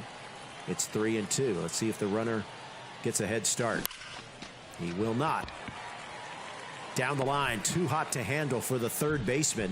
So now runners at first and second in the bottom of the third. And Tappy will send the tying run to the plate in the form of Luis Garcia. Ball inside.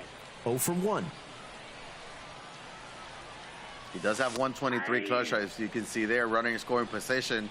He's a tying run. I mean, 81 power is still good enough. That's inside. I was wondering if maybe we would see a pinch hitter here, but obviously he has confidence in Luis Garcia. Yeah. He's rocking with his guys. He's been doing that since day one. Oh, that is just foul. Sharply hit, but just a few feet foul. Another 2-2. Got him. It's a nasty split for a big out number 2, and that'll bring up Mookie Betts. And this is a big spot here for Tappy. You don't want to leave any base runners stranded, right? So you have men on first and second with 1 out. You want to make sure you try to score, and you won't. Nope, that's going to get him out of the inning. The chopper back to the pitcher, and Halladay throws to second instead of throwing to first, but it works out at any rate. And crisis averted as he's able to get out of the inning, and Alex K now steps to the plate working with a 4-1 lead and looking for more. Meantime, we've got Monty Slide against Busy Being Great, and this game is tight. It's 5-4. Yeah, and Monty with a huge opportunity here. 2 runners on, 2 outs. You got Mike Trout at the plate. No, that's out. BC being great. He's still hanging around with 4 runs here in that he's put up 4 after 3, but big opportunity for Monty. Yeah, Monty Slide won game 1 in run rule fashion, and he's leading 5-4. Nope. Ball. 2 outs in the bottom of the 3rd. Full count. The runners at first and second will be on the move. Payoff pitch. And we'll do it again. We were talking about the PCI movement pre-pitch earlier. There's not a whole lot of movement in this one if you really pay attention to it. He'll do a couple circles and that's it. Oh, pulled the string and got him. Big out there to retire the side. And we go to the top of the 4th. As Busy being great, trying to avoid elimination, trailing and batting in the top of the 4th. Austin Riley, 7-8-9, and there's a line shot right to Ellie De La Cruz. That's a great pitch and a great swing as well, but just right at the shortstop. Look at where that pitch was dotted lower, down and in. And there's not much you can do with that. PCI all over it. Here's Corey Seager. Looks at a strike at the knees. It's 1-1. Again, another fan favorite card here with Corey Seager, who's having an insane year for the Texas Rangers. I know you don't like to hear that, but he's having a great year, and we may get another 99 finest or something, right, later on. If it wasn't for Shohei Ohtani, Corey Seager might be the MVP. Yeah, he's putting up a great year, even after he missed a couple. Looks at a sinker at the knees, and there's 2 down. He missed a few games earlier, but he's been locked in all year. 0-1.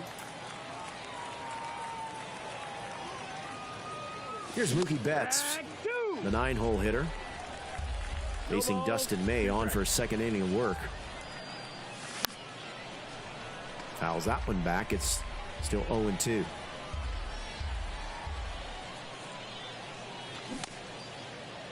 he go? Check over to first. No, he did not go. It's 1-2.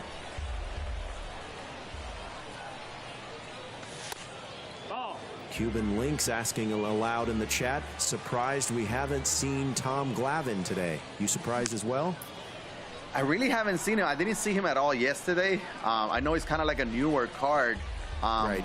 But it's interesting. I know he had a very good card a couple of years ago, but I'm not sure a lot of people love that Glavine, even though, he is a lefty, and we don't have a lot of lefties other than Outlighter and Donaldson. That's all the lefties we've seen if we really think about it.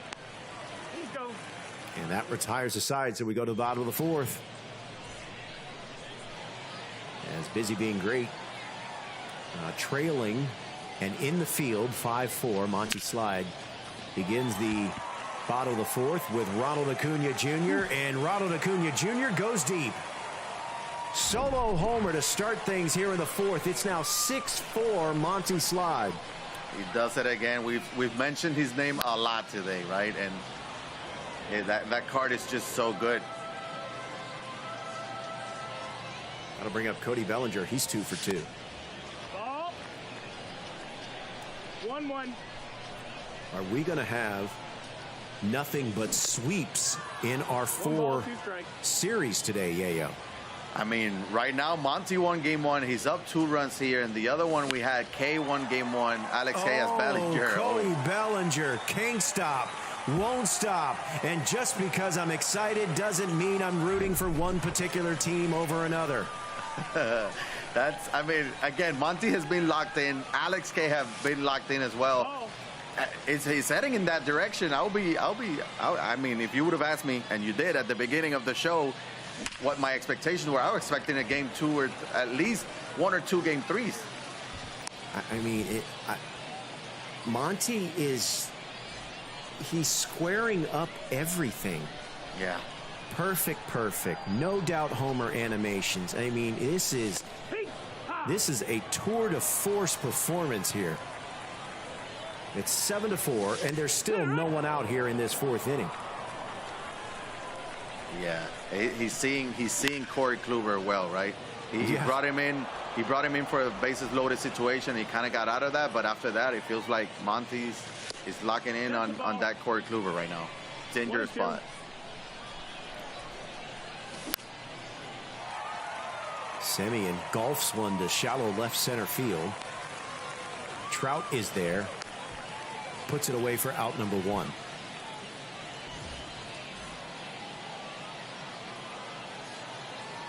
There's Cal Tucker again. No, that Yeah, missed. he That's the homered ball. earlier. 1 ball, no strikes. Glad you're with us here on this Wild Card Sunday. Kyle Tucker gets into one. That's headed for the wall. It's off the wall. Acuna will play it off the wall. It's a double for Kyle Tucker. The runner will head to third. So runners at second and third and 1 out. And here's the dangerous Jose Ramirez. And earlier we had an inside the park home run similar to that. That's right. I mean, it was a little bit of a higher. The ball was hit a little bit higher, but that's how you play those balls off the wall, right? You take a step back. As a Red Sox fan, I've seen a lot of outfielders play it off the green monster, right? You take a few steps back, you let it, just wait for it, limit the damage. The moment you're talking about earlier was Acuna had his back up against the wall as Ramirez brings home another one. Yeah, Acuna had his back against the wall, and I thought he was going to try to jump up and catch it. Instead, it was well over his head, but this time he just turned his back and just played it off the wall right from the beginning.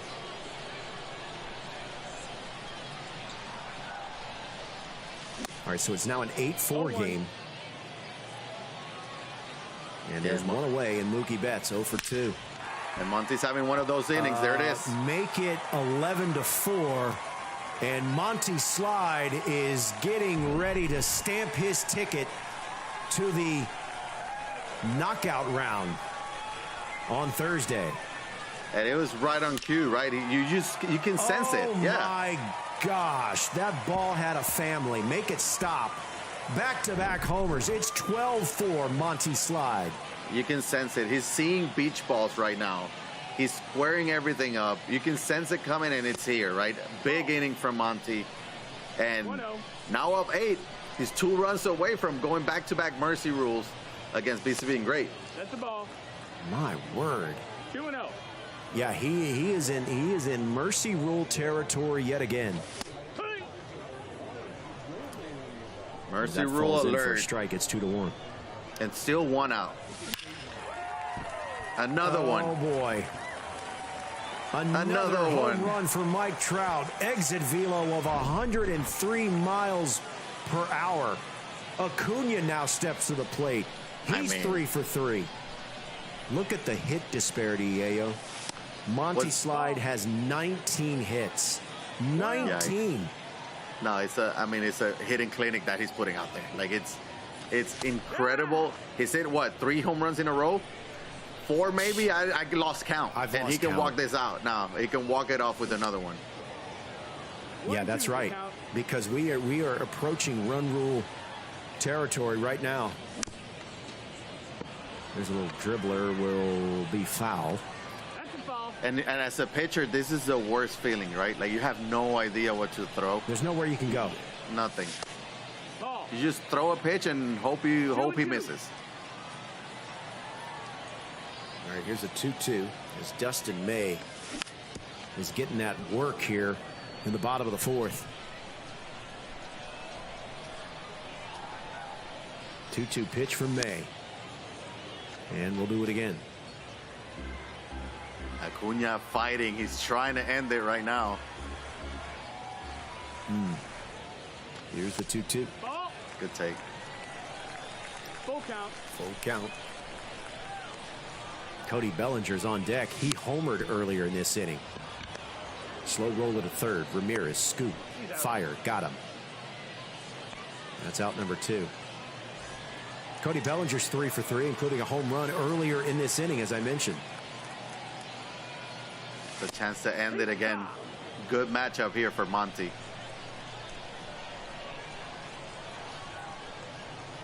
Oh, 1 pitch. That is smacked foul. Look at the PCI placement. Nearly on top of the baseball. Swing timing early. May tried to go inside with that cutter, but missed. Nope. Misses again. Evens a count at 2-2. And those are good, tough takes right there with 2 strikes, cutters just off the plate. Very tough pitches there to take for balls by Monty. Here's another 2-2 pitch from Dustin May. Ball. And that misses wide at Runs the count full at 3-2. And as we check in on the other series, it appears that this one is also out of hand as well. Alex K is up 10-1 in the top of the 6th. We're going to get back to that game in just a moment, but let's stay here because we could be watching the final moments of this particular game and series as Adley Rutschman sends one in orbit. It's a 2-run homer for Adley Rutschman, and this game is over.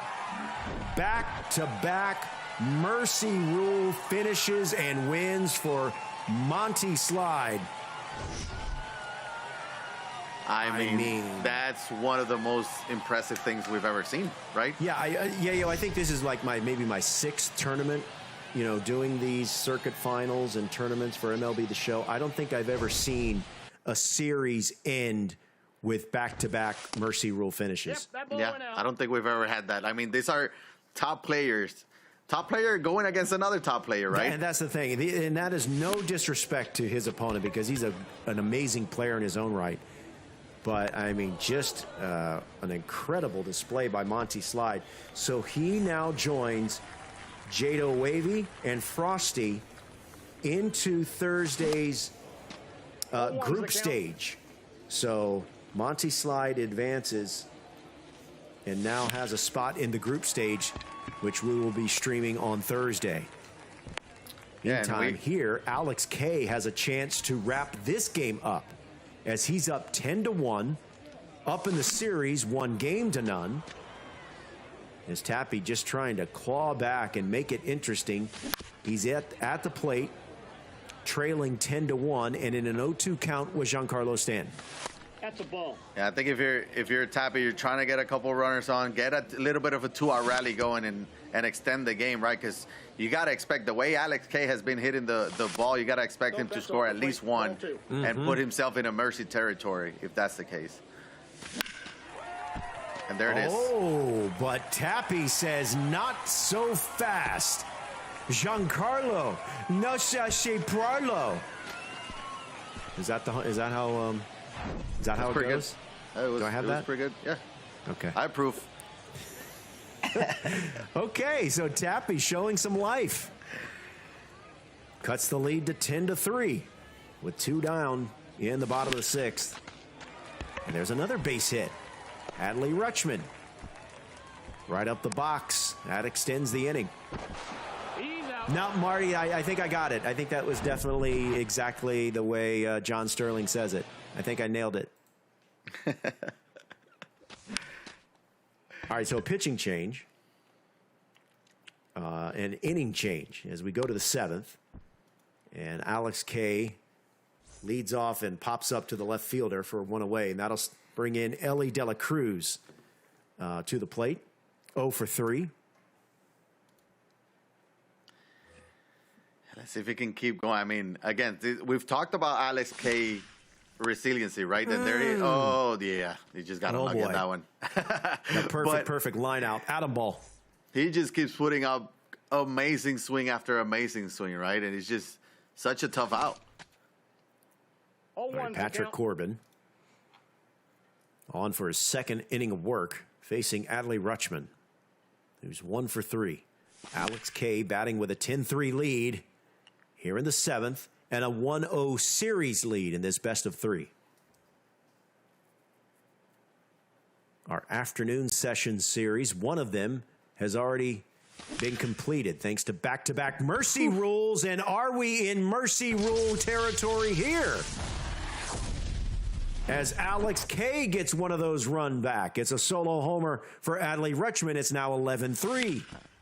It just feels like he squares every pitch up. It's unbelievable. It's ridiculous.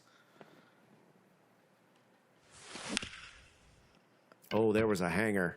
I think Corbin was real lucky to get that ball back. Here's the 0-2. Misses inside. It's 1-2. And this Jimmy is a Fox, Patrick 1 for 3. Yeah, and this is a Patrick Corbin that we saw quite a bit yesterday as Jimmy Fox grounds that out. That will do it for Alex K here in the top of the 7th. But it's a pretty solid card. We talk about lefties. Outlighter is out there, John Donaldson, and this is one from the bullpen, a little bit more stamina than the other relievers. But yeah, he got that hook at 71 miles an hour. That not many. It has that Gagne look good hook, right? That curveball, that slow hooking curveball. But it's so tough to fool somebody like Alex K, right? Even with that. So chopper to second, He's out. and quickly there's one away. Here's Austin Riley, 1 for 2 with a single. Yeah, we got Tappy running out of outs. He needs base runners. He needs runs. That will be one. Austin Riley smokes one to left. That's out of here. Solo homer for Austin Riley cuts the lead to 11-4. Yeah, that would have been a home run at any ballpark. That one, yeah, no ballpark was going to hold that one back. Ball 1, no strike.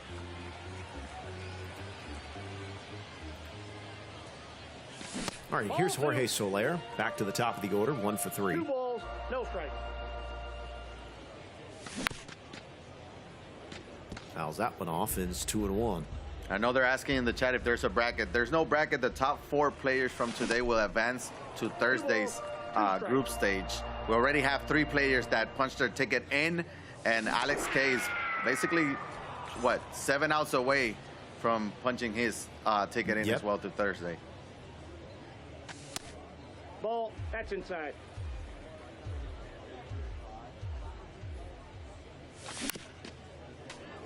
Here's Luis Garcia, 0 for 3.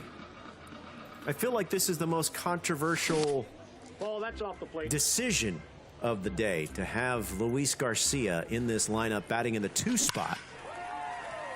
Oh. Although, man, he came real close to having me eat my words. He was about to say, what were you saying? Watch this.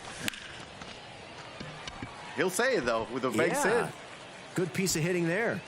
Slaps that one to left field, and it's a 2-out base hit for Luis Garcia. Yeah, he does have him P5. He was the first one to unlock him P5. Earlier, I saw that he was one of 4 players in the world to have that Luis Garcia P5, but it's still an interesting one, right? Again, he's a full Nats, all Nats fan, so Luis Garcia obviously from the Nats and that card, but yeah, it's a like the kids will say, bold strategy card. Yeah. You know, I should mention, it was brought to my attention a few moments, actually a while ago, and I just missed it. But just to show you the dominance, as this could be the grounder to end it, and it does, just to show you the dominance that Monty Slide displayed in his series win over Busy Being Great. In Game 1, he held Busy Being Great to 1 hit. Yeah. Now, it was a mercy rule, but to hold a player of that caliber to 1 hit, I mean, that's incredible. Yeah, that's just as impressive as Frosty holding Journal to 3 runs in Game 1, right? We were thinking that it was going to be high-scoring games, and it really wasn't, at least that Game 1.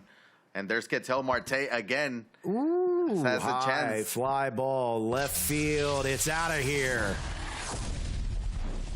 It's a solo homer for Ketel Marte. It's now 12-4 Alex K in the 8th inning. And we've talked about the batting averages all day, but the batting averages from Alex K players are different. It's not 405, 415. It's more 440, 504, you know? It's higher than normal. And that here's one's fouled Trevor off. Story. He's 2 for 3 again in this game. It's been a hitting machine. Ball, inside. Out of the 9-hole. That is some amazing production there. Yep. Whew. So Joel Payamps facing Trevor Story. He's 2 for 3. That one's fouled off, and we'll do it again. It's 1-2.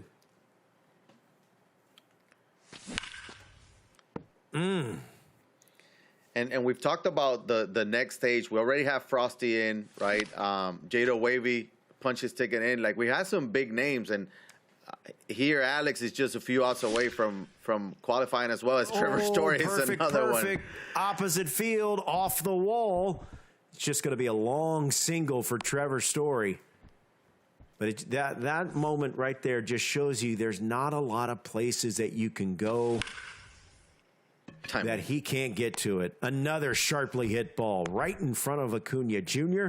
So now runners at first and second, no one out. And now, well, here's a... They're going to get through, That's going to bounce past the first baseman. Bases loaded, no one out. He's had a lot of big innings here in this game, Yayo. He could be getting in for another one. He has all the momentum. He has Mike Trout at the plate, and there it is. Oh, get up. Get out. Can't stop, won't stop. It's a grand slam for Mike Trout. It's 16-4. Alex K. He's headed for Thursday. The group stage is calling his name. I mean, what an offensive performance. And we talked about earlier how this is the new Ship It, right? Like the ball doesn't travel as old Ship It from MLB 21 or 20. It doesn't matter. He does not care. He's put up, if you look at the scoreboard there in the top left, he scored every inning. 2, 2, 2, 1, 5. It just, you can't get this guy out. Hey, and Tappy obviously is a highly regarded player. There's another home run. Perfect. I mean, he's no slouch. And this is no disrespect to him. He's got 10 hits of his own. But this is just next level in the zone kind of stuff we're seeing here. This is what I was saying earlier when you asked about Javier Assad, right? Oh, well, Javier Assad is a choice. It wasn't about Javier Assad. It's about Alex K. Same thing here. It's not about Tappy. It's about what Alex K is doing. Yeah. It's just something that it's just not normal. It's not normal. It's impressive. Look at this. Oh, mercy. I mean, this is what I do against Colorado on rookie to gain some PXP with some players. He's doing it on Legend in a tournament with the chance at winning 25K. Another home run. I believe if, let me check my math here. I think that was the 50th home run he's hit today. No, I'm just playing. It feels like it. Yep. It feels like it, as there's another perfect. This one stayed in the ballpark. I think the only, you mentioned, Ship It and New Ship It. I think the only park that can hold Alex K is Yellowstone. That is the only park that I think could stop this or prevent these balls from leaving the yard. Oh my God! Like that one did. It is 20-4. Make it stop. Make it stop. Someone stop the match. Ball. I mean, there's nothing else to add. I'm just gonna sit back and enjoy this hitting performance. I mean, what else is there to say, right? And the top players, competitive players, know that when Alex K is going like this, it's very tough to beat. He's very, very tough opponent, obviously. But what a performance! 20 spot here is just a different spot. level. That's inside. Yeah. He's got. Oh my goodness! All right, 3-1 count as Acuna Jr. fouls it off. Is now full. Just a game in. This is not the moonshot event. I appreciate you asking that, but for clarification, this is not the moonshot event. 103 off the bat. That's another out. That's the only way. Oh, man. 2 away as Austin Riley snares the hot shot, and then a grounded to short ends the inning, but not before devastation. And, yeah, we are in mercy rule territory here? Yep, 3 outs away, and Alex K would complete the mercy rule, will complete the sweep, all 4. Right, all 4 matches. We were talking about that earlier. Didn't think it would happen. We're 2 outs away now from, as I said, getting this day has been a lot of firsts. First, as long as I've been doing this, I've never seen a competitor take care of another one in back-to-back mercy rules. But shout out to Tappy for showing some fight. That's a solo homer for Rafi Devers. Tappy fighting for the XP. And not sending the friendly that you had requested earlier. Well, if it were me, if I was Tappy, I'd send a friendly. But you won't know until you do it. Maybe you get lucky. What do you got? But I've never seen one competitor take out another one in back-to-back run rule fashions. I've never had a day where we have multiple sweeps, much less 4. Yeah, no, this has been interesting to say the least. We still have we had still a few close games. Obviously, that Diurnal tying it up in the 9th ended up being obviously with a big 11th inning from Frosty. But yeah, 4 sweeps is something that I did not have in my bingo card for today. I am going to be interested to see, as now Tappy is down to his final out, I am interested to see how these players that we've seen today, how they fare into the group stage, you know? Ball 1. Yep. Yeah, that's going to be interesting. This is going to be the last game of the day.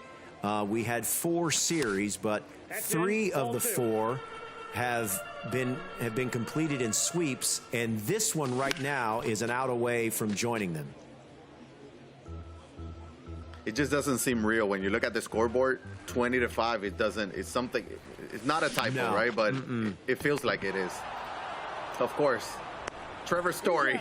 Trevor Story makes the play, and that's going to be the ball game as Alex K advances thanks to a 20-5 Mercy Rule win here in this Wild Card Sunday to advance to the group stage. Yayo, Robert here with you. Reminder that we will be with you on Thursday, the group stage stream. That's when it'll happen. And then Yayo will be part of the weekend crew as $25,000 first place prize is on the line, but still some games left to be played.